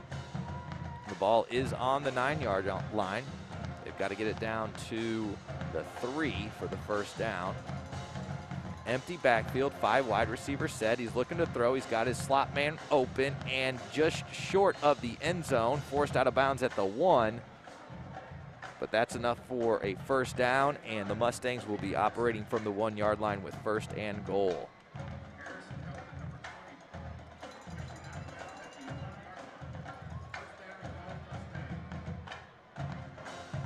College Park with a fumble recovery, an interception, and a blocked field goal already tonight. They need a big defensive stop here. And it would be great to see a turnover, or at the very least force them into a field goal attempt. There's early movement on the offensive line. Another flag's going to be thrown, and this will march them back 5 yards. So they'll go from 1st and goal on the 1 to 1st and goal from the 6. And if I were keeping track, I would say that's probably the 5th false start penalty against the Mustangs tonight.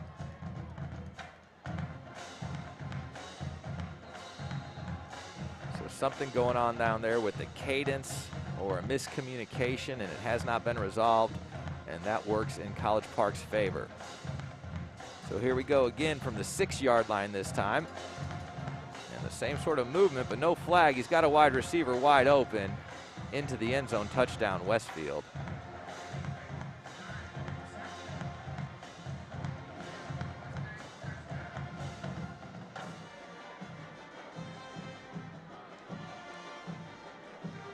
So the Mustangs go up 19-7 pending this point after try.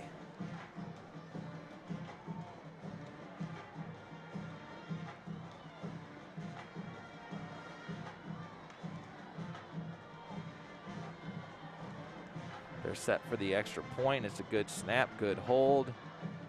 And the kick is up and good. That gives the Mustangs 20 to the College Park 7.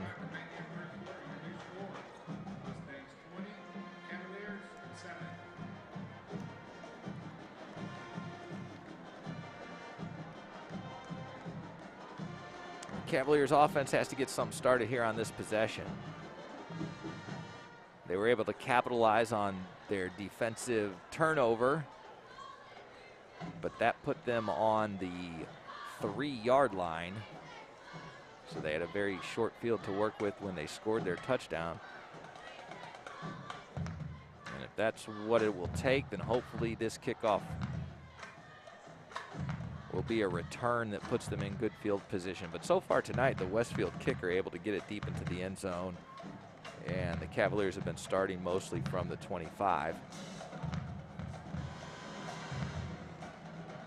And they'll put 2 deep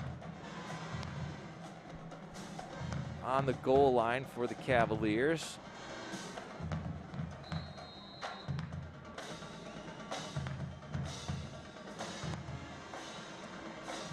The kick is a line drive kick into the end zone. It'll be a touchback. Cavs start from the 25.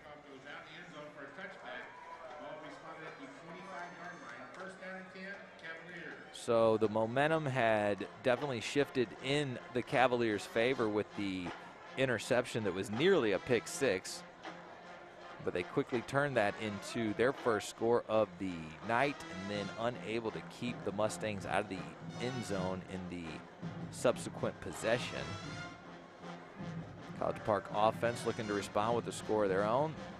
They put the tight end and the running back in motion to the right. It's a pitch to the running back.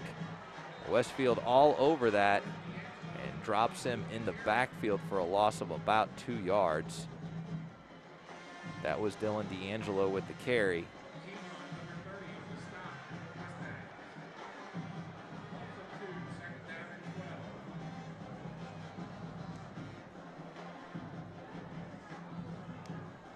It'll be 2nd and 12. We've got about 3 minutes left in this third quarter.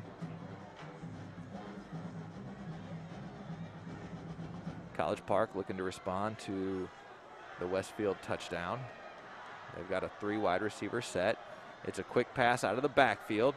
Looking for blocks from his wide receivers. That's Dunphy. He's able to spin away from tacklers and get up almost to the 40-yard line. They'll mark him down at the 39, so a huge gain. And a great run after the catch from Connor Dunphy. Cavaliers have a new set of downs, 1st and 10 from their 39-yard line.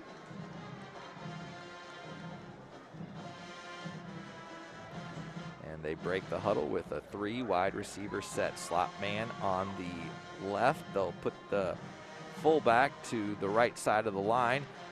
That's Dunphy out of the Wildcat. He's going to throw it. He's got a man in double coverage. He finds his man complete for, oh, it looked like a complete reception, but he hits the ground and the ball comes out. That would have been inside the 15-yard line.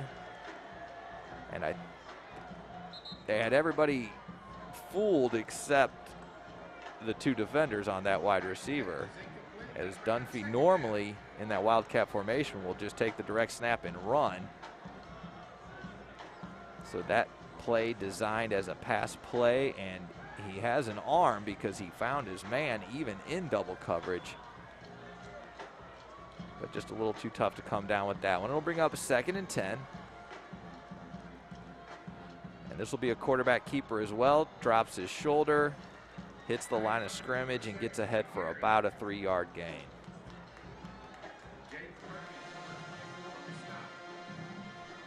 So this will bring up 3rd and 7. This is a big 3rd down for the Cavaliers, and they've been able to convert a few 3rd downs here in the second half.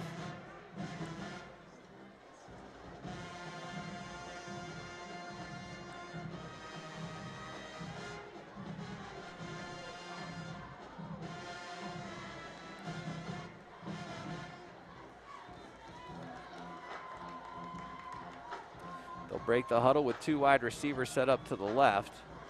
Quarterback rolls to his left, finds his wide receiver. Wide receiver falls to catch it, and he's down at the 43-yard line. Well short of the 1st down. And it'll bring up a 4th down.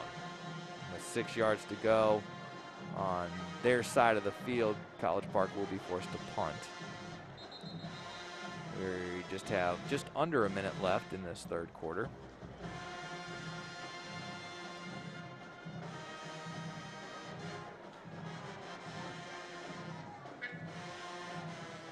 having a malfunction with the chains crew. They have these fancy electronic down markers, and they couldn't get the number 4 up, so they bring the old-fashioned kind out. Now we're set up. It's 4th down and 6. It is the punting unit out.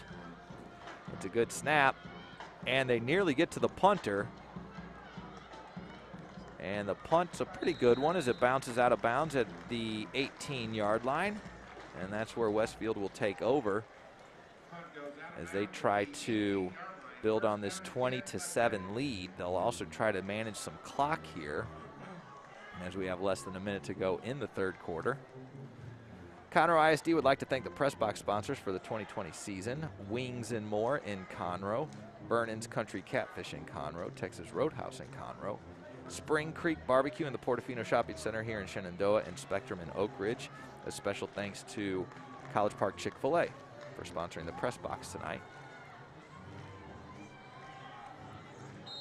Last possession for Westfield ended in a 6-yard touchdown pass. The handoff goes to number 1 up the middle. He's got some running room, drops his shoulder and gets up to the 25-yard line. That's Demir Scott, the sophomore running back, with the carry. He leads Westfield with yards per gain at 51 yards per game coming into tonight's contest. It's 2nd and 3 for the Mustangs. And the difference between the play clock and the game clock is about 3 seconds, maybe 2 seconds. So they'll have to snap the ball before the end of the quarter.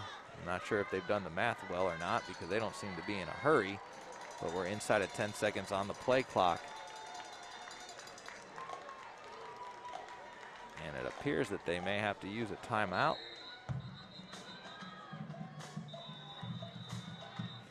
And that's an interesting strategy from Westfield as they let the play clock go to 0. They used the timeout, and there's 2 seconds left in the 3rd quarter.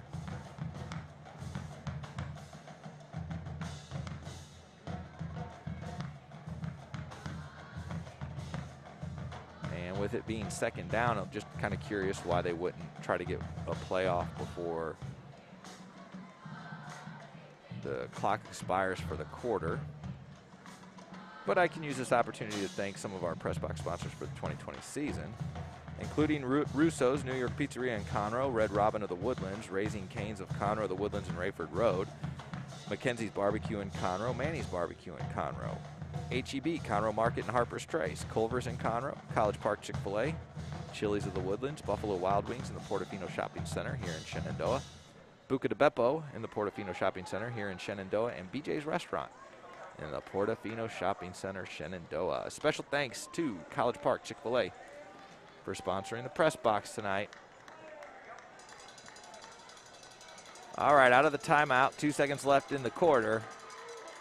Westfield lines up with a 2nd and 3, 4 wide receiver set, 1 man in the backfield along with the quarterback in shotgun. Takes the snap, handoff goes to number 1 up the middle, drops his shoulder, carries the pile past the 1st down marker and up to the 30-yard line.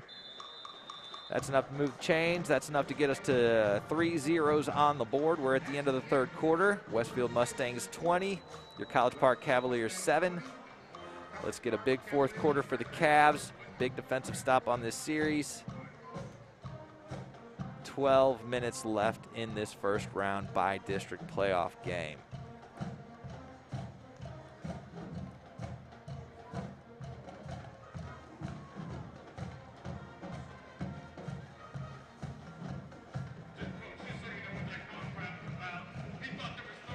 So we got ourselves a pretty nice evening here in Shenandoah at Wood Forest Bank Stadium.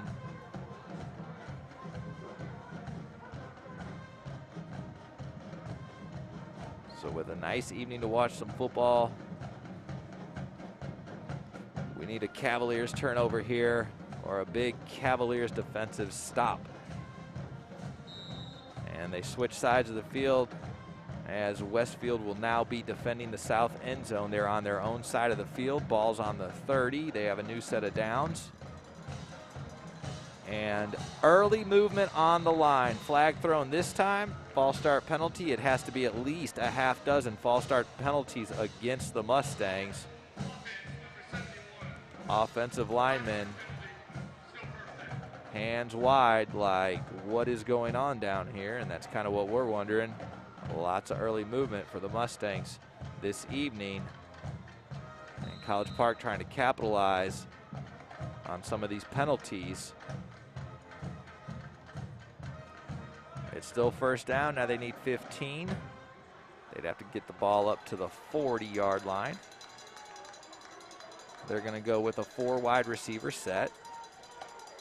Demir Scott in the backfield with the quarterback in shotgun. Takes the snap, handoff goes to the running back. Hit just about at the line of scrimmage. They'll say no gain. Ball will stay on the 25. It'll bring up 2nd and 15.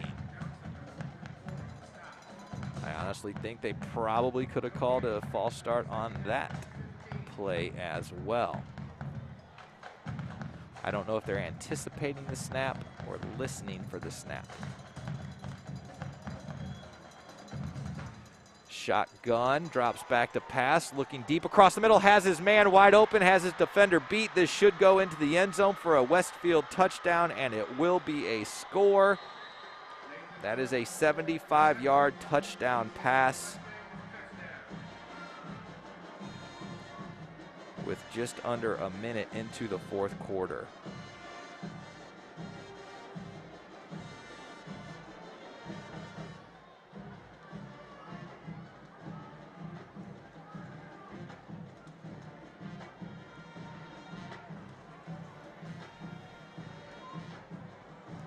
College Park unable to capitalize on the bevy of penalties against Westfield, and Westfield not letting it change or stop their momentum.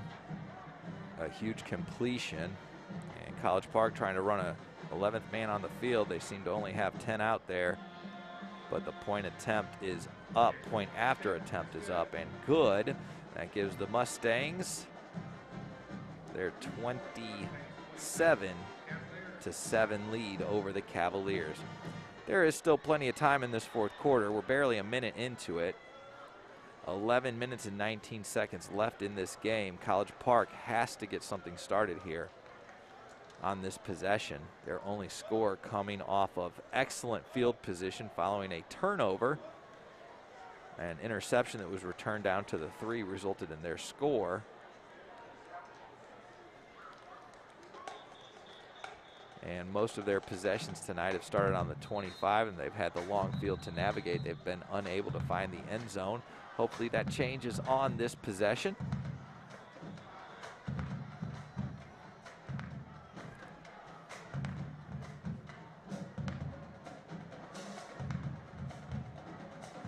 Cavs will have their 2 return men deep, lined up on either hash mark on the goal line. Westfield comes out with their unique kickoff formation, what I call like a stacked or a bunched formation. Not that it matters too much, as most of these kicks have been for touchback, and this one will stay true to form into the end zone. And Cavaliers will take over at their own 25-yard line. First down and 10, Cavaliers.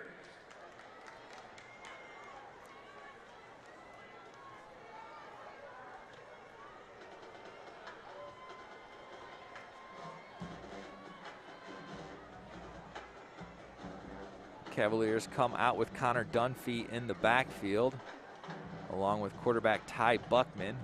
2 wide receiver set. Handoff goes to Dunphy. It's a reverse, then a flea flicker. They're going to look to throw deep. He's got a man, and it's through his hands and incomplete, but the flag comes in late, and it looks like it might be a pass interference call against Westfield, and that would be a huge penalty. And everybody's walking it off down there as though they already know what this call is going to be, although it hasn't been official yet.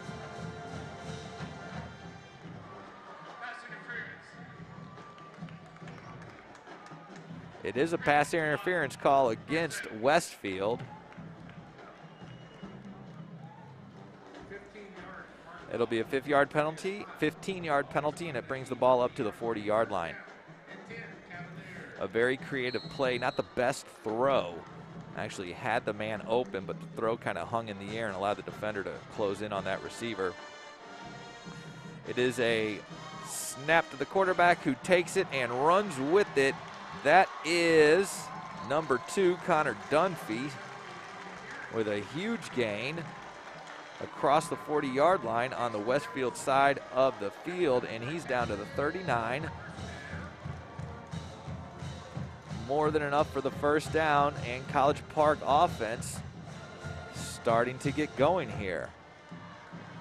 They break the huddle and quickly go to the line. A 3-wide receiver set. Dunphy still in the backfield. Slot receiver to the left. Dunphy takes a direct snap. He's looking for room to run. Very little room to run. Brought down at the line of scrimmage. No gain.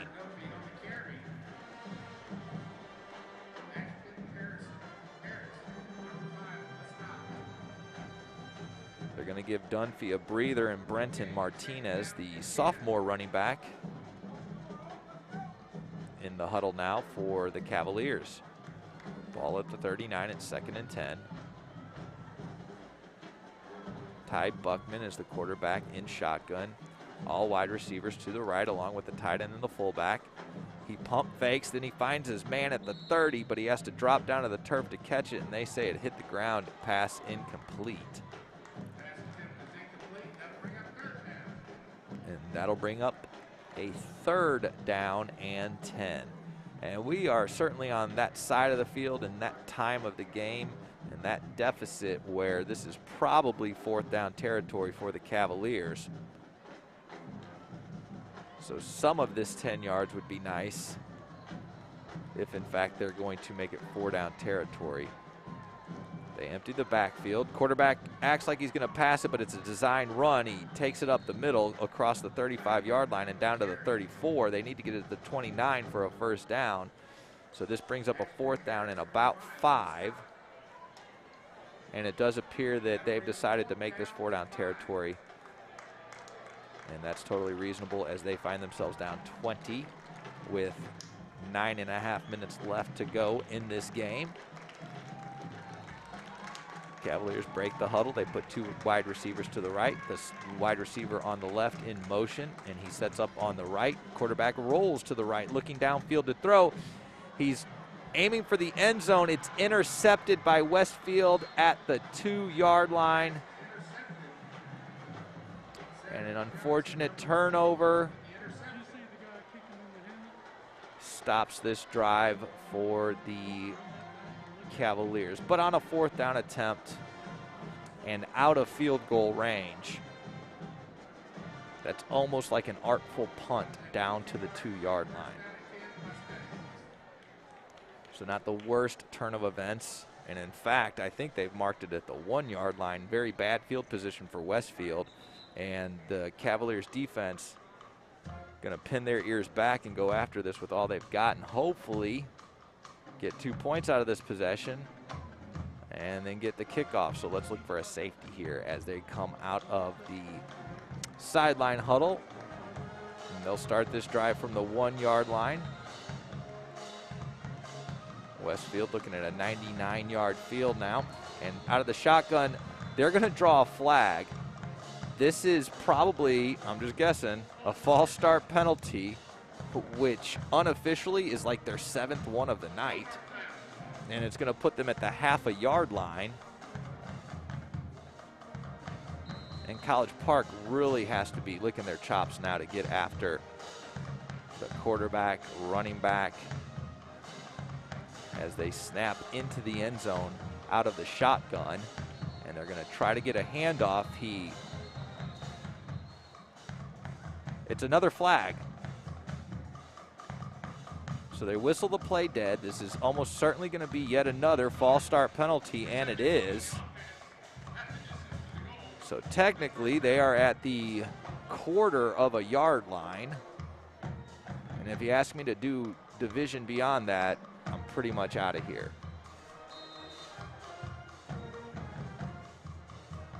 So just about as deep as you can be on your own side of the field. Westfield will try again. And he's trying to get College Park to jump off sides, and that perhaps is why we have so many false start penalties. They're not moving, though. They're not falling for it. There's a clean snap, the handoff. He's looking for a room to run. He makes it out of the end zone and brought down at about the 4-yard line. Sanford, number 28 on the carry. So positive yards for the Mustangs, gets them out of the deep in the end zone position they found themselves in. And one defender for the Cavaliers got into the backfield, but just out of reach of the running back, trying to bring him down for that safety.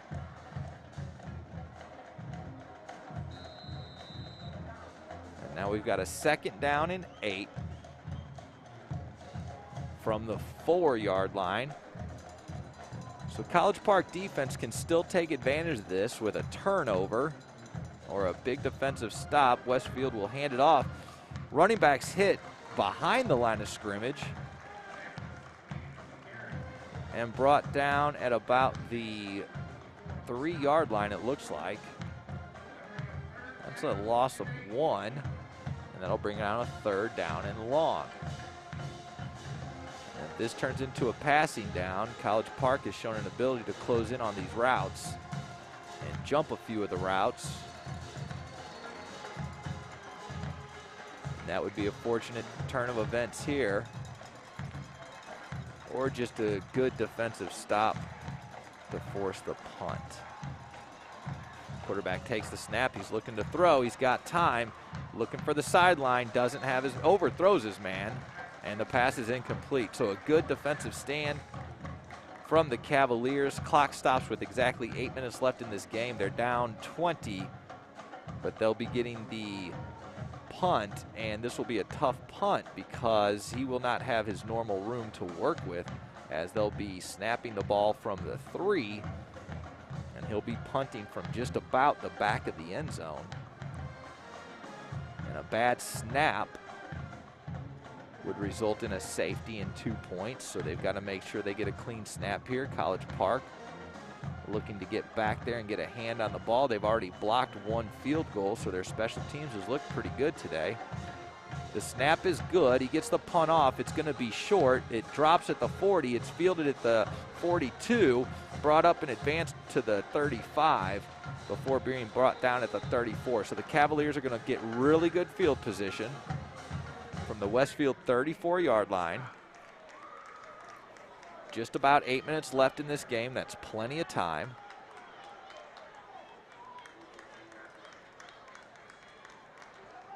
They are down 20, so they will need a quick score here.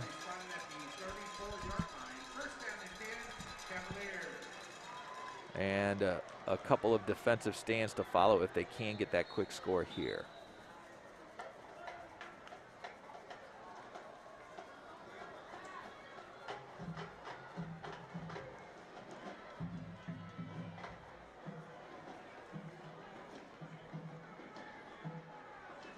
So they're moving the ball to the left hash mark. And that's where College Park takes over. 1st and 10. Ball on the 34-yard line. Westfield side of the field. From shotgun, looking to throw to his running back, but this is going to be a flea flicker. Dunphy throws it. It's nothing but Westfield Mustangs there. Fortunately, the pass is short and drops to the turf. Nobody around to catch this. It's an incomplete pass. A little bit of razzle-dazzle from the Cavaliers, but nothing doing. That'll bring up 2nd and 10.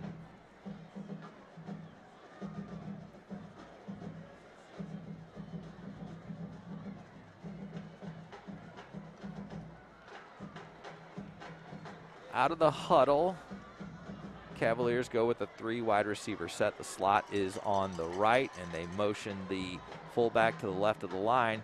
It's a direct snap to Dunphy. I believe he's hit very hard at the 31-yard line, maybe the 32. So just a couple of yards on that run, and it brings up a 3rd and 8.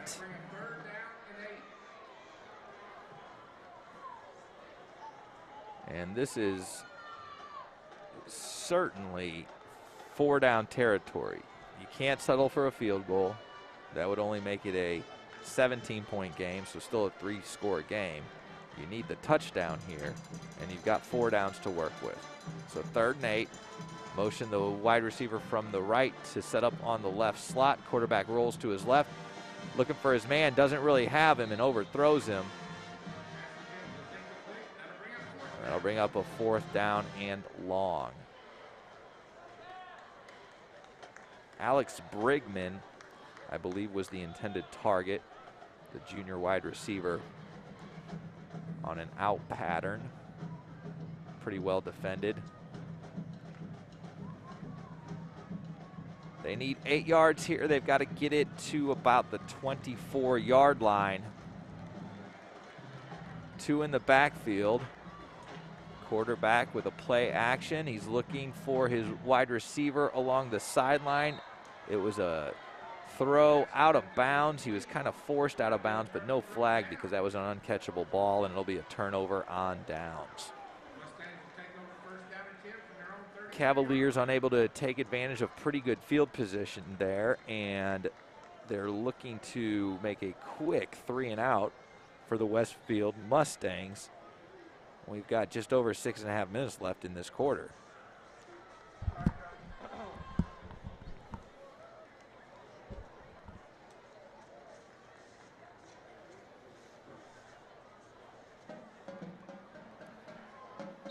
So you got to imagine the Mustangs are going to come out of here and try to use as much of this clock as they can to nurse this 20-point lead, and they will start with a handoff up the middle. Plenty of running room as he just drags the tackler with him and gets about 10 yards exactly on the carry, and that'll move the chains for the Mustangs. Ball's on the Westfield 43-yard line. It's 1st and 10. They go without a huddle. There's 20 seconds left on the play clock. They take the snap. It's a play action pass.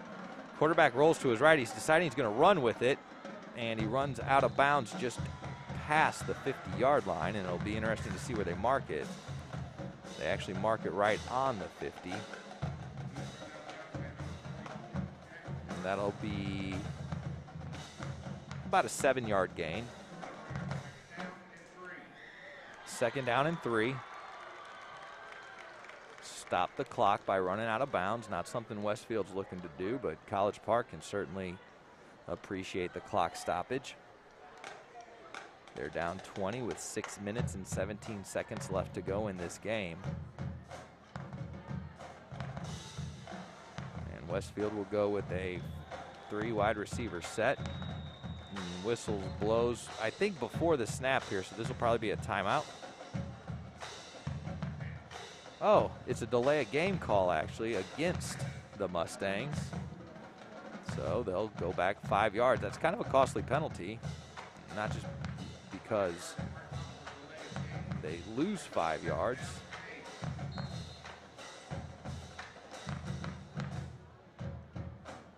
But they don't get to use any clock, even though they used all of the play clock. So no value in that penalty at all for Westfield. And it makes it 2nd and 8. They're looking to pass. Quarterback has a man on an out pattern, but it goes through his hands. It's kind of a tough one to bring in. Passing complete to Mario Johnson.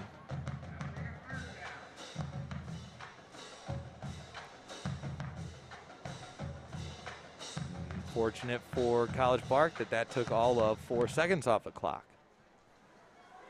Clock stops at 6:13. It's 3rd down and 8. And a big 3rd down play here for the Cavaliers defense.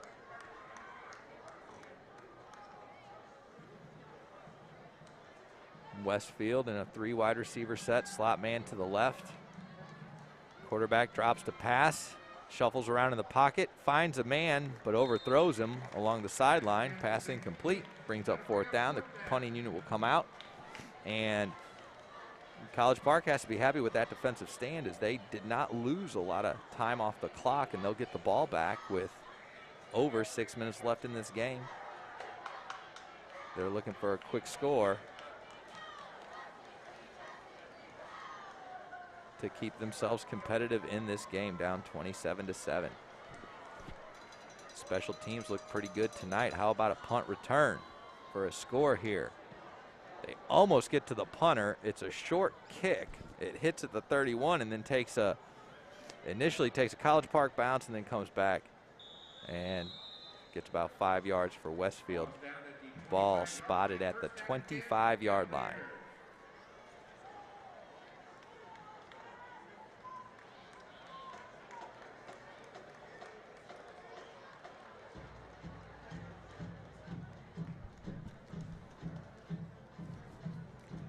College Park playing all 4 downs now as they find themselves trying to make up this 20-point deficit with just under 6 minutes left in this game.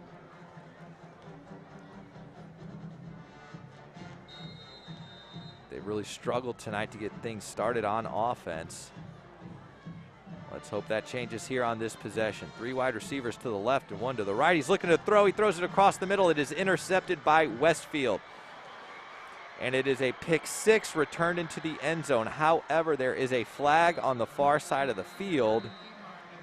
And I almost think this might be offsides against Westfield, the way that they did not whistle the play dead, and it's at the line of scrimmage. So perhaps that was a free play for the Cavaliers. And maybe, all that being said, it's an illegal formation against the Cavaliers, so this pick 6 stands. Westfield with a defensive touchdown. They go up 33-7 pending this extra point.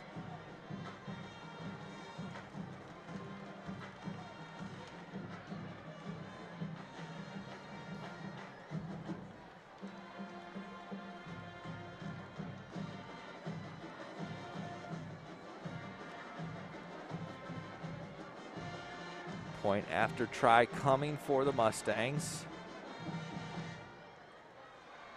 It's a bad snap. He's going to have to pick it up and try to do something or anything with it. Nothing doing. And this score will stay 33-7.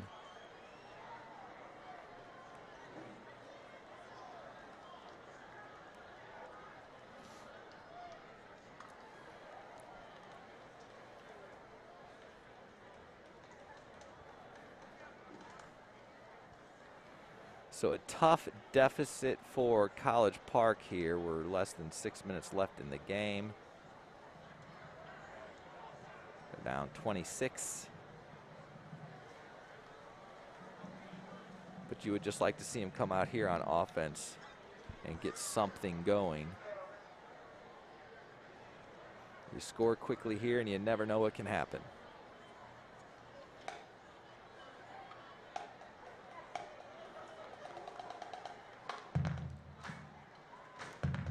Winner of this first round playoff game will meet Klein Kane next weekend. College Park has some work to do here, but it all starts potentially with this kickoff. Everything's been in the end zone tonight. Nothing able to be returned. And that's why College Park will put their 2 deep men back on the goal line. Mustangs are ready. Here comes the kick. He's going to give it everything he's got, and the Cavaliers will watch it go into the end zone for a touchback. They'll get to start from their 25. Ball goes out of the end zone for a touchback. Spotted at the 25-yard line. First down and 10, Cavaliers. And it would appear that on defense, Westfield's just dropping 7 or 8 men into coverage and just waiting for the pass. And that's what happened last time, as he threw right into coverage. And they'll go with 3 down linemen and everybody else back off the ball. They are going to try a running play with Dunphy, who makes a juke move to the right side and gets about a 4-yard gain up to the 29-yard line. That'll bring up a 2nd and 6 with 5.5 minutes left to go.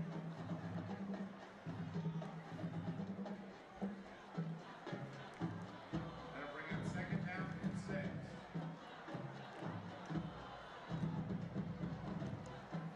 3 wide receiver set, slot man to the right, fullback goes to the left of the line.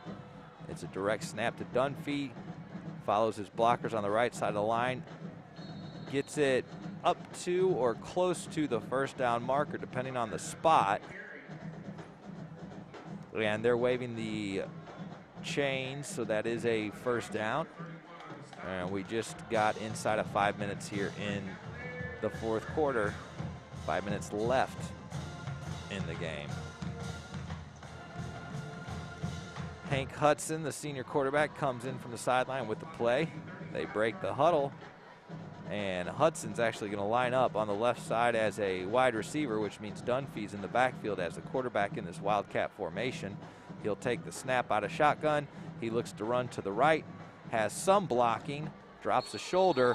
He is hit late, out of bounds. The flags come flying. That is going to be a late hit personal foul penalty against Westfield. And you never like to see that.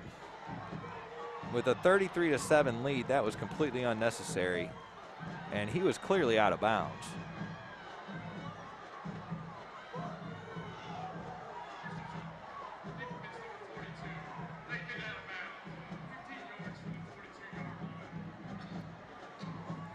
So that will be a 15-yard late hit penalty.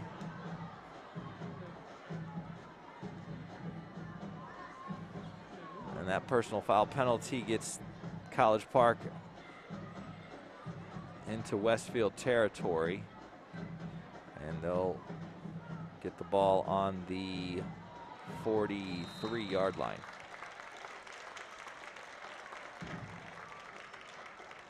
Handoff goes to number 7, looks for some running room, knocked off his feet and brought down at the 41. That was Brenton Martinez with the carry.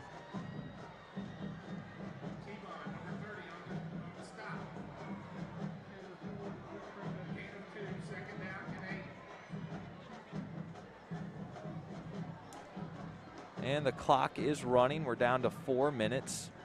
Not a ton of urgency coming from the College Park huddle. Although Westfield going to use a timeout here. So clock stops with 3 minutes and 54 seconds left in this game. Cavaliers looking at a 33-7 deficit, trying to get something, anything started here.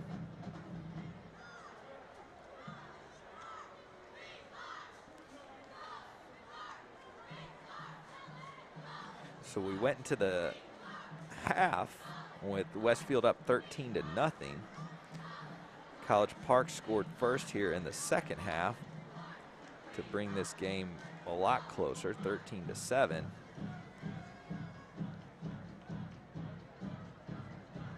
But then Westfield with 20 unanswered points. College Park trying to stop that trend with a score of their own. And then a series of onside kicks and 1 or 2 miraculous plays, and we may have ourselves the comeback of the year.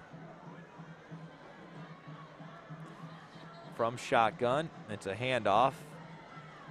Martinez up the middle, left side of the line. Drops his shoulder and gets to about the 35-yard line, just short of the first down. Bring up about a 3rd and 2.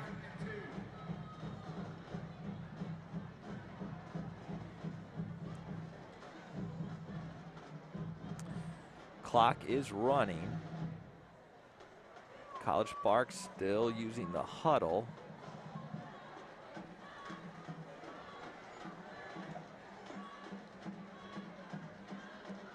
They've got 3 wide receivers set. Slot on the right. And this play is whistled dead before the snap. Timeout, College Park. Stops the clock with 3 minutes, 9 seconds left. They'll come out of this timeout looking at a 3rd and 2.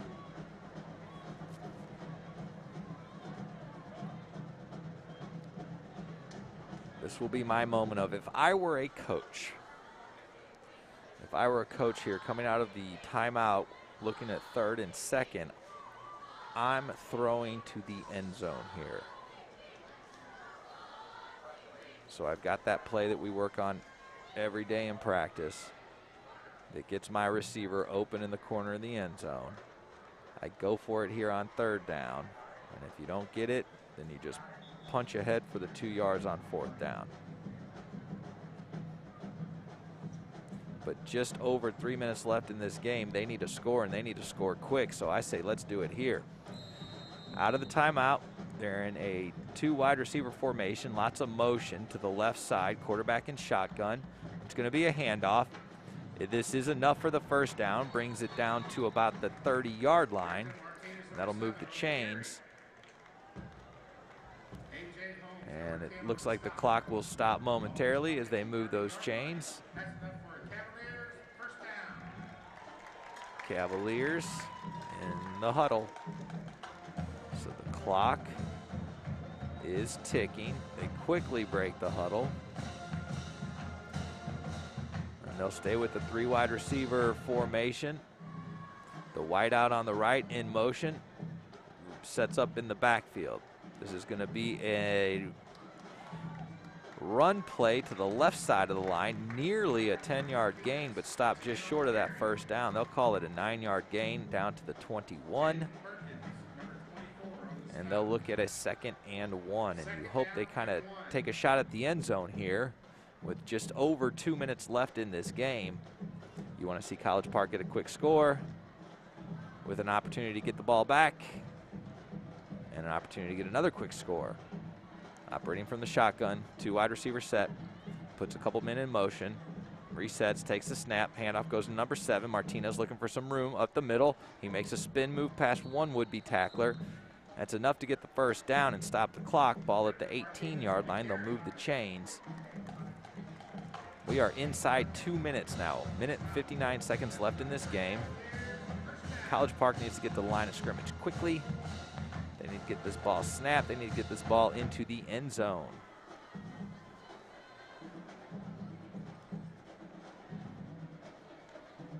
They come out of their huddle with a 2 wide receiver set. Fullback lined up on the right side of the line. Martinez shifting from the left to the quarterback's right. He will take the handoff up the middle, drops his shoulder, hit at the 15.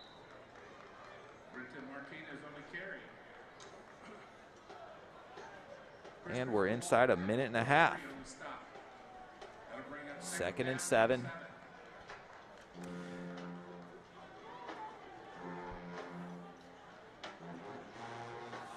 And folks, we are at just about a minute left in this game. It'd be nice to see the Cavaliers get in the end zone once more. And that's what they're trying to do from shotgun. Handoff again to Martinez. Tries to find some room on the right side, brought down for a gain of maybe 2. Ball will be at the 13-yard line.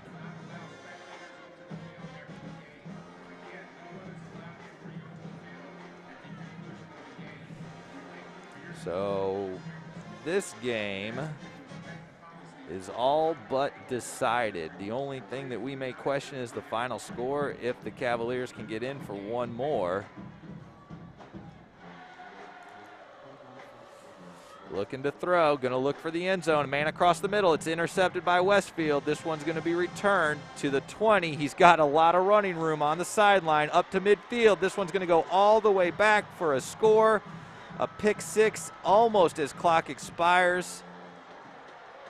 There will officially be 1 second left on the clock. There are flags back at the original line of scrimmage. So awaiting the official call on this penalty. This one very well may come back.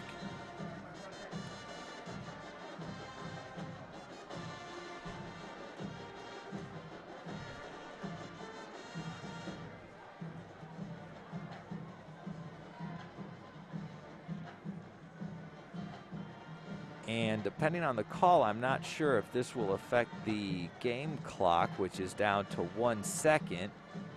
If this were a penalty against Westfield, then you imagine College Park gets some of that time back.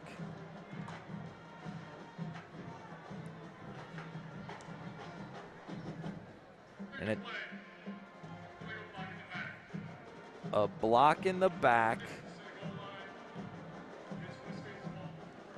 That would be a block in the back after the interception. So Westfield retains possession,